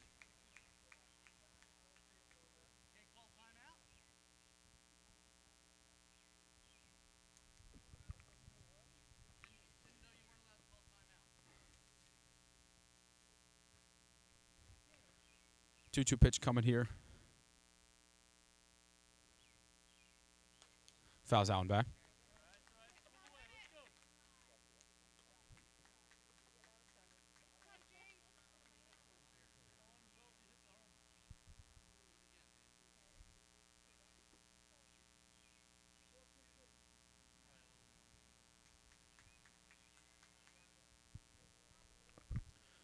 We'll do 2-2 again here with Lombardo on second, Elliott Dix on first.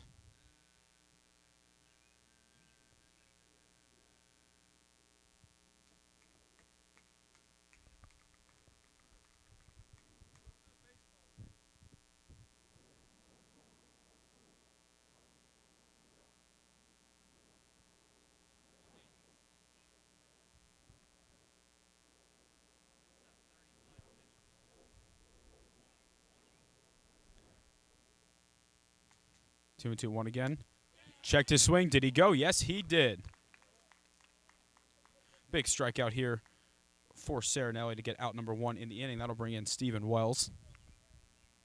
Wells singled back in the second. He grounded out in the third. A 1 for 2 on the day so far.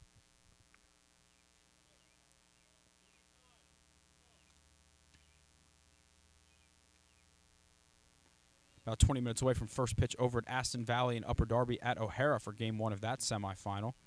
Pitch to Wells, drops one in there for a strike.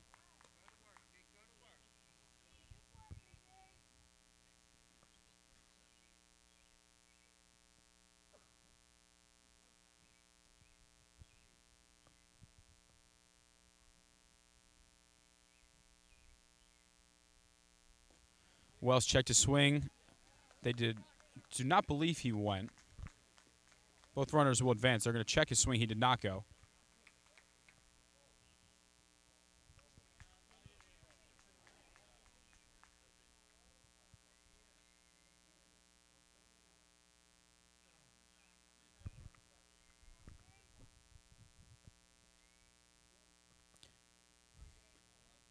Bennett Cox, Aiden Fry, and Drew Van Horn waiting on deck here for Wayne.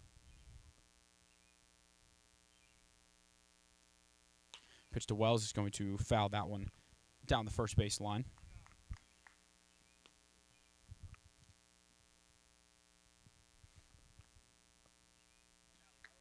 Big at bat here for Wayne to try and get on the board.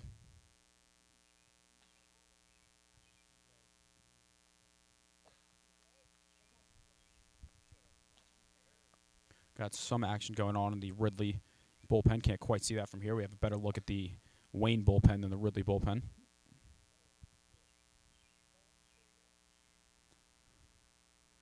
Pitch to Wells, swing and a miss. He got him. Goes upstairs with the fastball for a huge second out. And it'll be up to Bennett Cox to try and keep this inning alive.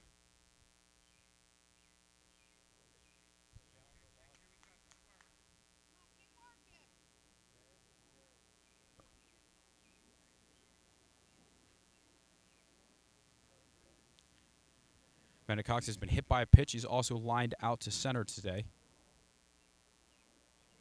Takes that first pitch on the upper outside corner.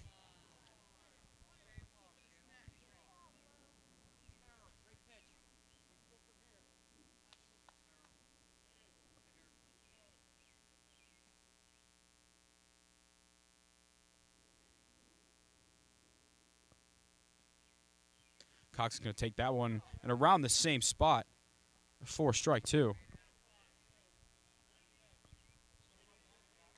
Bennett Cox quickly down 0-2. Will have to protect. We've seen Serenelli go upstairs with the fastball a lot in this count. We'll see if he does it again.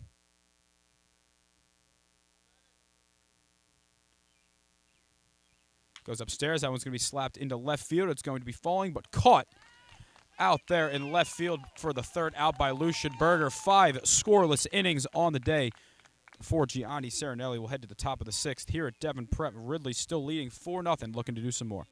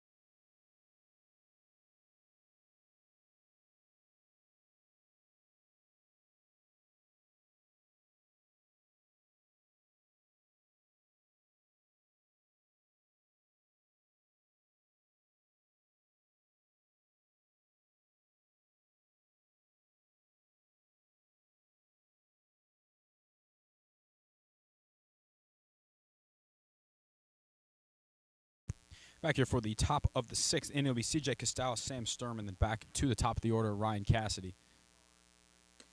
First pitch is going to be upstairs to Costello, who lined out to left and grounded out to second in his 2 at-bats. That second one did drive in a run. That one's going to be right down the chute for a strike.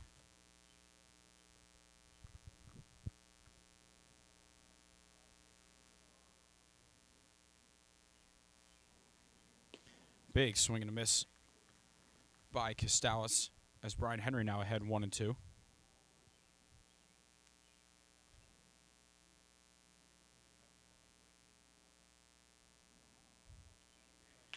Pitch Costello, he punches that one over to the left side, but Cole Lombardo will make the catch for out number 1.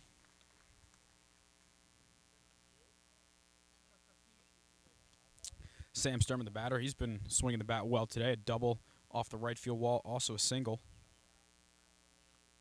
He was 0 for 6 in the last round series, so he's found his swing a little as he watches a off-speed pitch in there for a strike.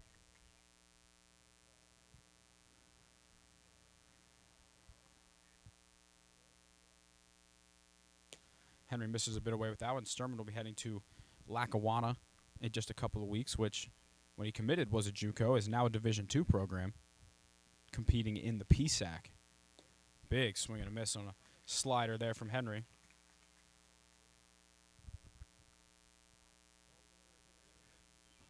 Looks like this is Henry's game to finish off here, most likely, to save the rest of the Wayne pitching. Sturman's going to chop that one over to shortstop for Cole Lombardo. Fields it on a hop. Fires over to Wells, who is going to hold the base in time for out number 2. Back-to-back plays made over there by Cole Lombardo at short.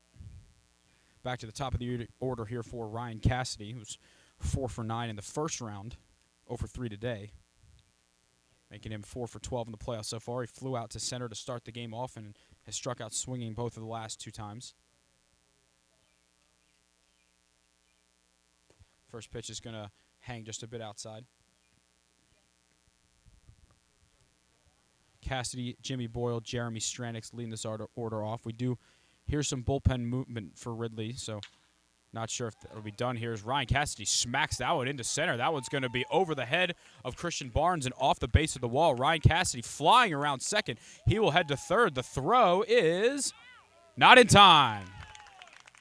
Ryan Cassidy hesitated a bit going around second, but he's still able to leg out a triple over the head of Christian Barnes.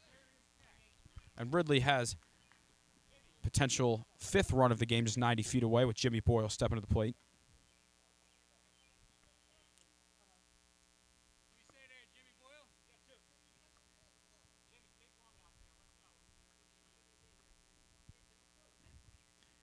Boyle 1 for 6 in the playoffs so far, lined out to center today, grounded out to short, and struck out swinging. First pitch is going to be a bit inside. It almost looked like it got him. Brian Henry looking to get out of this threat here.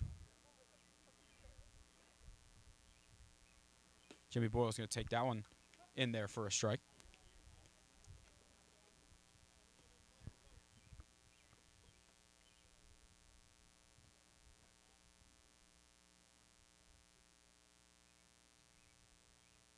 Boyle's going to take another one down the middle for strike 2.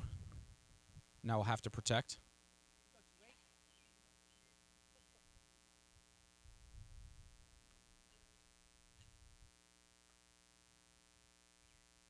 One-two pitch. He's going to be fouled back.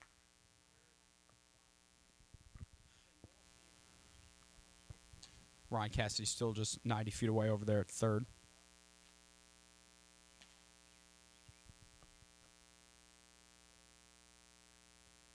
Pitch to Boyle. That one's a broken back, ground out over to third. Aiden Fry will fire over to first for out number 3, and Brian Henry escapes trouble here at the top of the 6th, but his offense needs to wake up here, heading to the bottom of the 6th at Devon Prep, with Ridley leading 4-0.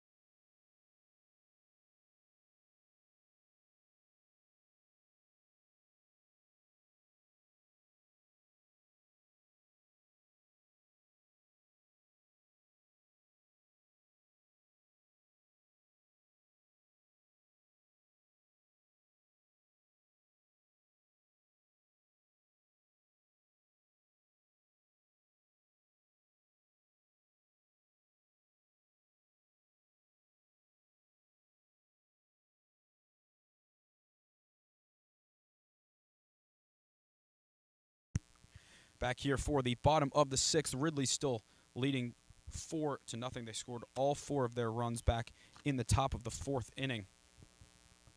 Aiden Fry would lead things off. He struck out both times today. Gianni Serenelli back out for a 6th inning of work. Tommy Bradley starting to get loose. Could be the 7th inning for him to keep all of their arms fresh.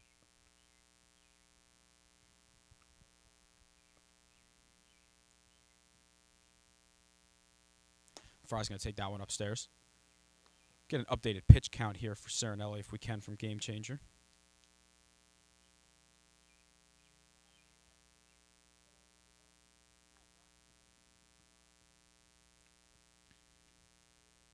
Fry's going to crush that one into left field. Lucian Berger running back, but it looks like he's going to make the catch just in front of the fence. It's a long 380 with a high fence out there to left center. You're not going to see many balls hit much better to left field. I think that one's probably gone at most fields in this league, but unfortunately for Fry, that is not the case here. It's out number 1.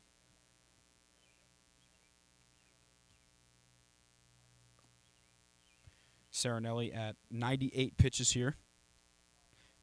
There, of course, is no pitch count limit in this league. It's just usually a matter of guys wanting to not risk injury for their respective college seasons or whatever it may be.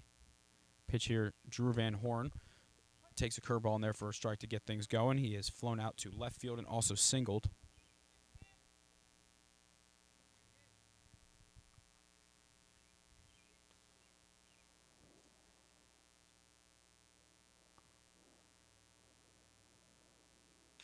Drew Van Horn's going to foul that one back to go down 0-2. Be pitch number 100 coming up here for Serenelli. Again, with no pitch count, not sure if the game would remain his in the 7th. We'll see.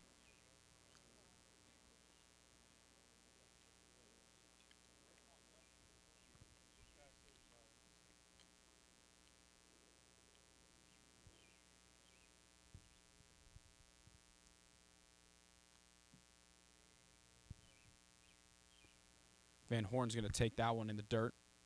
Turf, I should say. We saw a couple pellets fly up.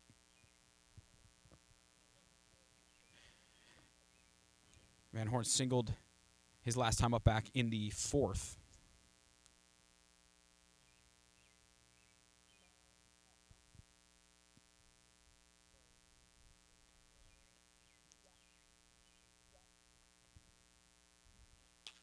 Van Horn's going to lazily ground that one over to second. C.J. Costales has it, fires to Ryan McGee at first for out number 2.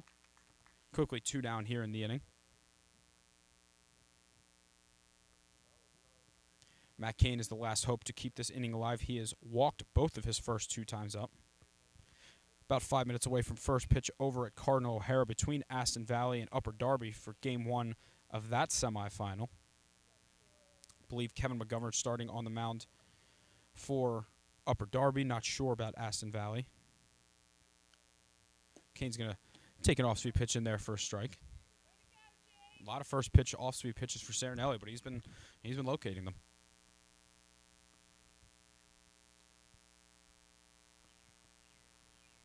Pitch to Cain. That one looked like a changeup that hung a little bit too long outside and low.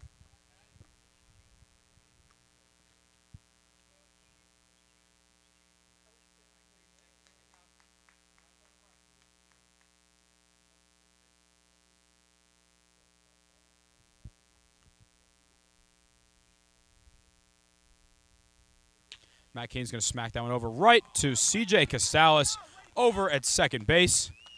And a 1-2-3 inning for Serenelli, who's over 100 pitches now. With the emotion he's pitching with, I would be surprised to see them take him out, but we'll see when we return here as Ridley will look to try and add a couple more insurance run in the top of the 7th when we come back.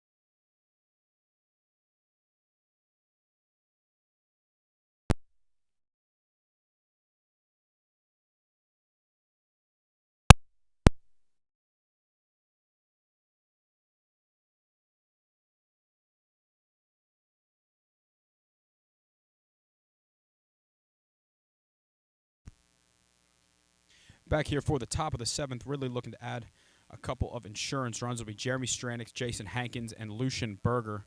Brian Henry back out for his 3rd inning of relief. First pitch is going to be a bit low.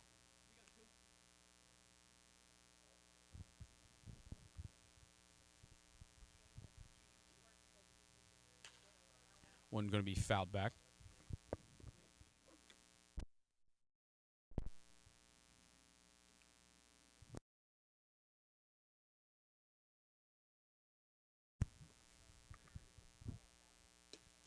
Henry just misses that one low and away.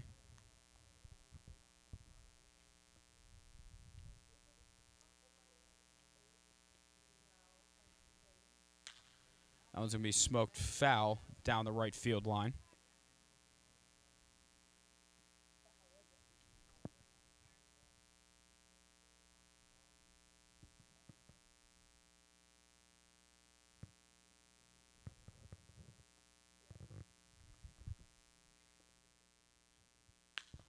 That one going to be hit well into shallow left field, but playable out there for Bennett Cox in out number 1.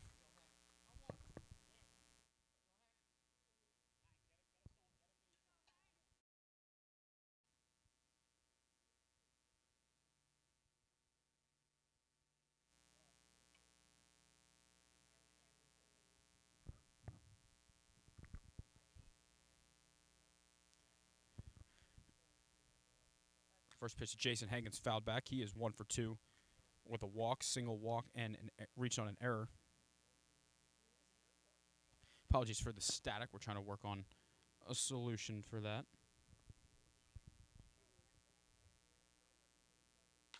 Hankins is going to smack that one into left field, but just as it was for Stranix, that one is right into the glove of Bennett Cox.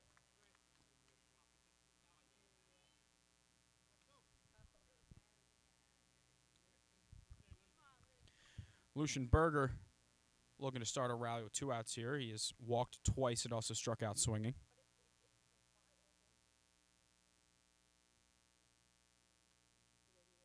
Berger's going to take that one the outside corner for a strike.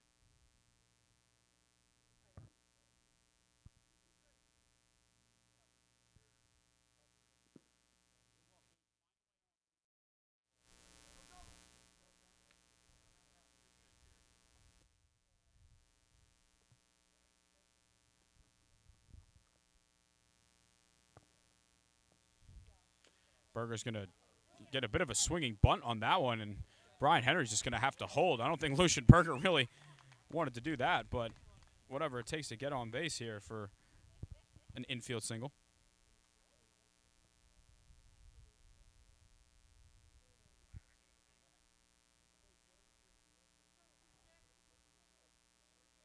Looks like we will be getting a pinch runner here. It'll be Jackson Berger coming in for his brother Lucian. Would imagine that Jackson will stay out in the outfield.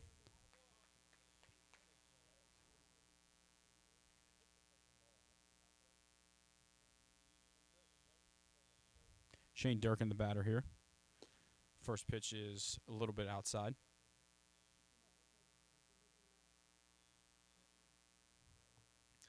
Durkin a single twice, also flew out. Big swing and a miss on an off-speed pitch there from Henry.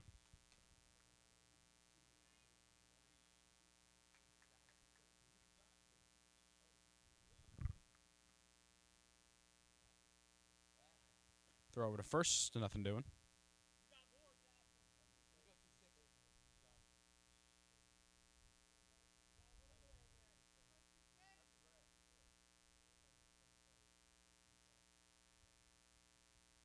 Shane Durkin's going to ground that one over to short. Colombardo will throw it over to first for out number 3. Well, Wayne has some work to do here. Ridley leading this one 4-0 heading into the bottom of the 7th. We'll see if it is Serenelli coming out for his 7th inning of work. Well, one way or another, Wayne needs 4 to keep this game alive. We'll let you know who the pitcher is when we return.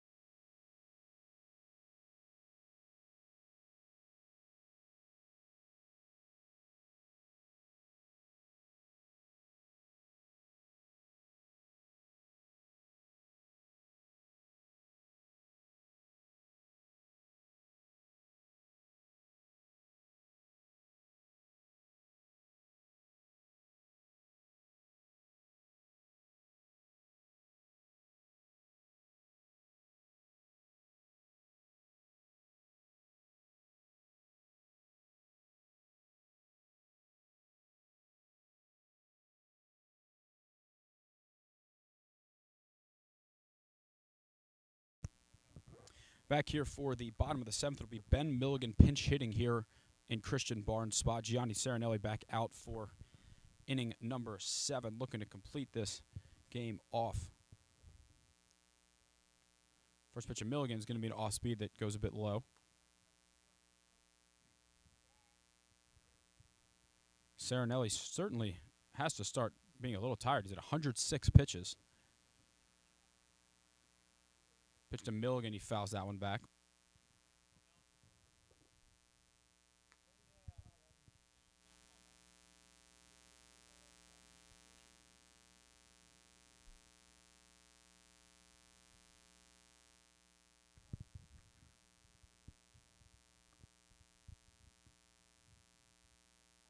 Milligan going to chop that one off his foot.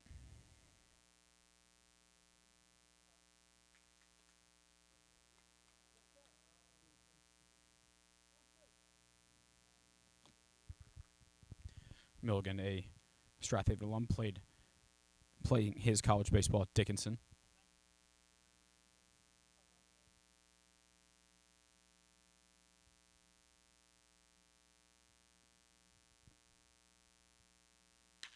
Milligan going to smack that one to center field, and it's going to fall for a leadoff single. Well, for a second, Ryan Cassidy was going to be able to get to that one, but just fell a little too quickly. Leadoff single here for Ben Milligan to get things going. That'll get Wayne back to the top of the order for Cole Lombardo.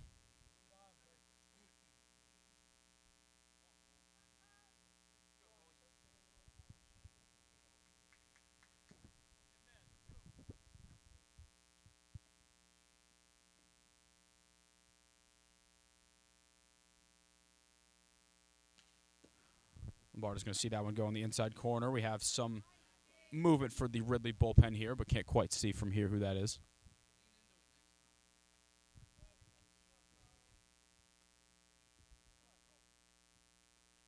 Lombardo crushes that one. It's tailing. It looks like it's going to go foul. That one would have been gone had it stayed fair. It was right over foul, the 361 sign.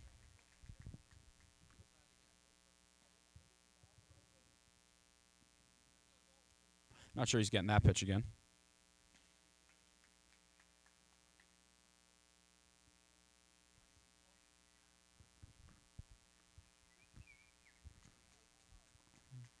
O2 coming here with Ben Milligan on first base.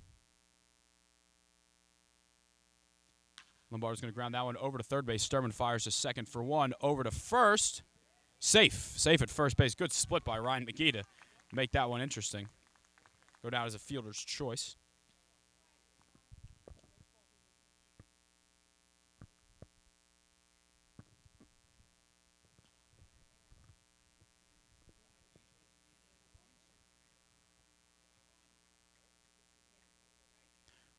One out here for Elliott Dix. 0 for 2. He's also walked.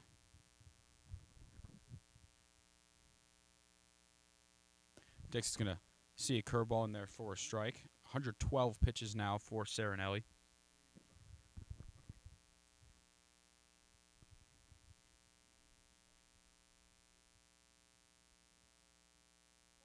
Dix is going to see that one down low.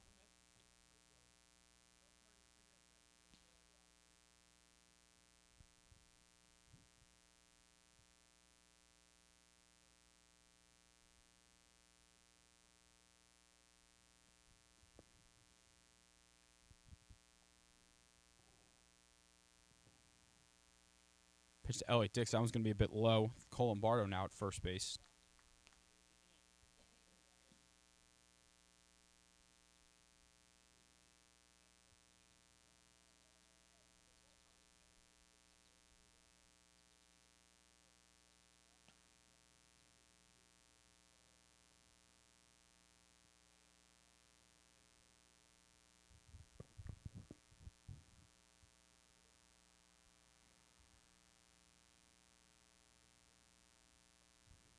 Serenelli going to step off for a second.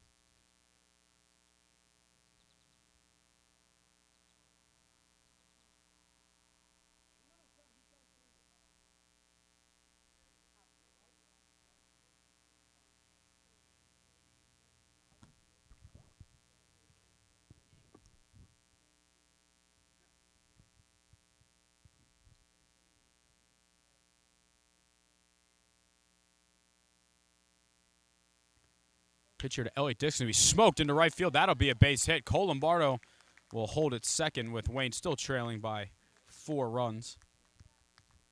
Nick DeCombe starting to change that battery for you real quick.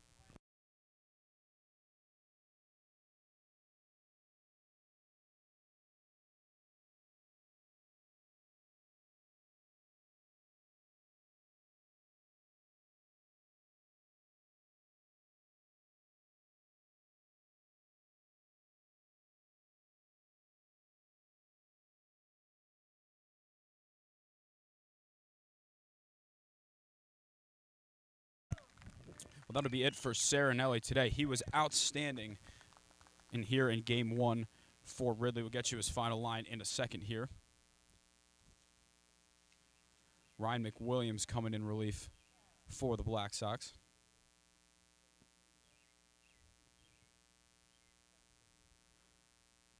Serenelli 6 1/3, 5 hits.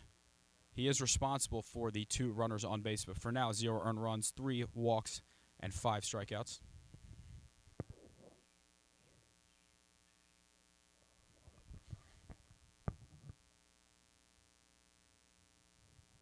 Take a quick break and come back in a second.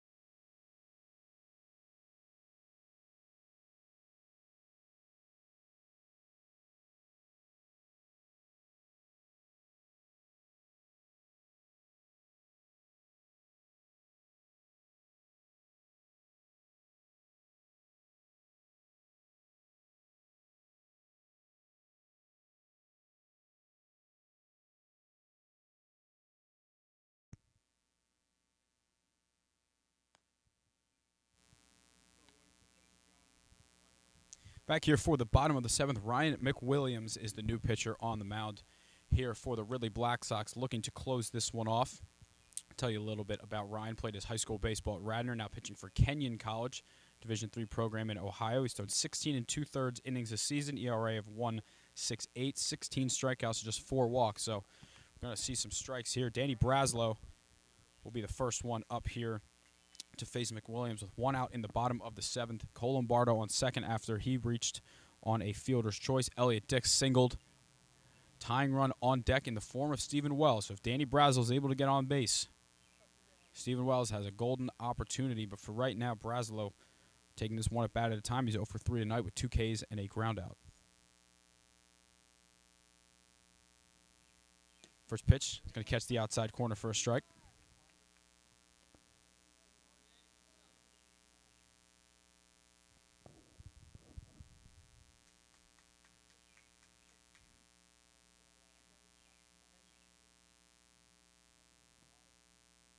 Braslow swing and a miss, an off-speed pitch in the turf and quickly down 0-2.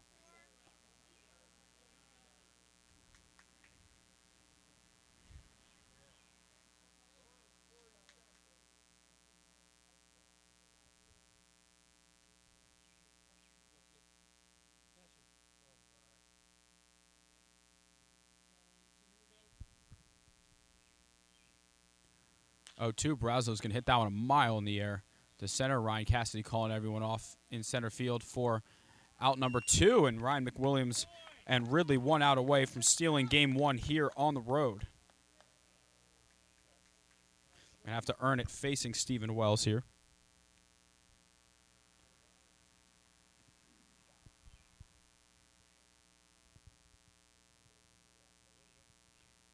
Just updating the defensive change. Jackson Berger is still in the game, and he went out to left field.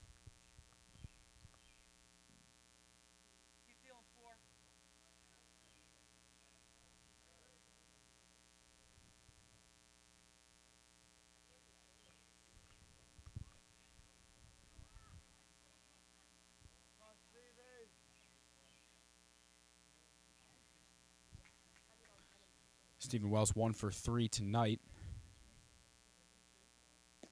Takes that one a bit outside. Tying run on deck in the form of Bennett Cox. Should Wells reach base here.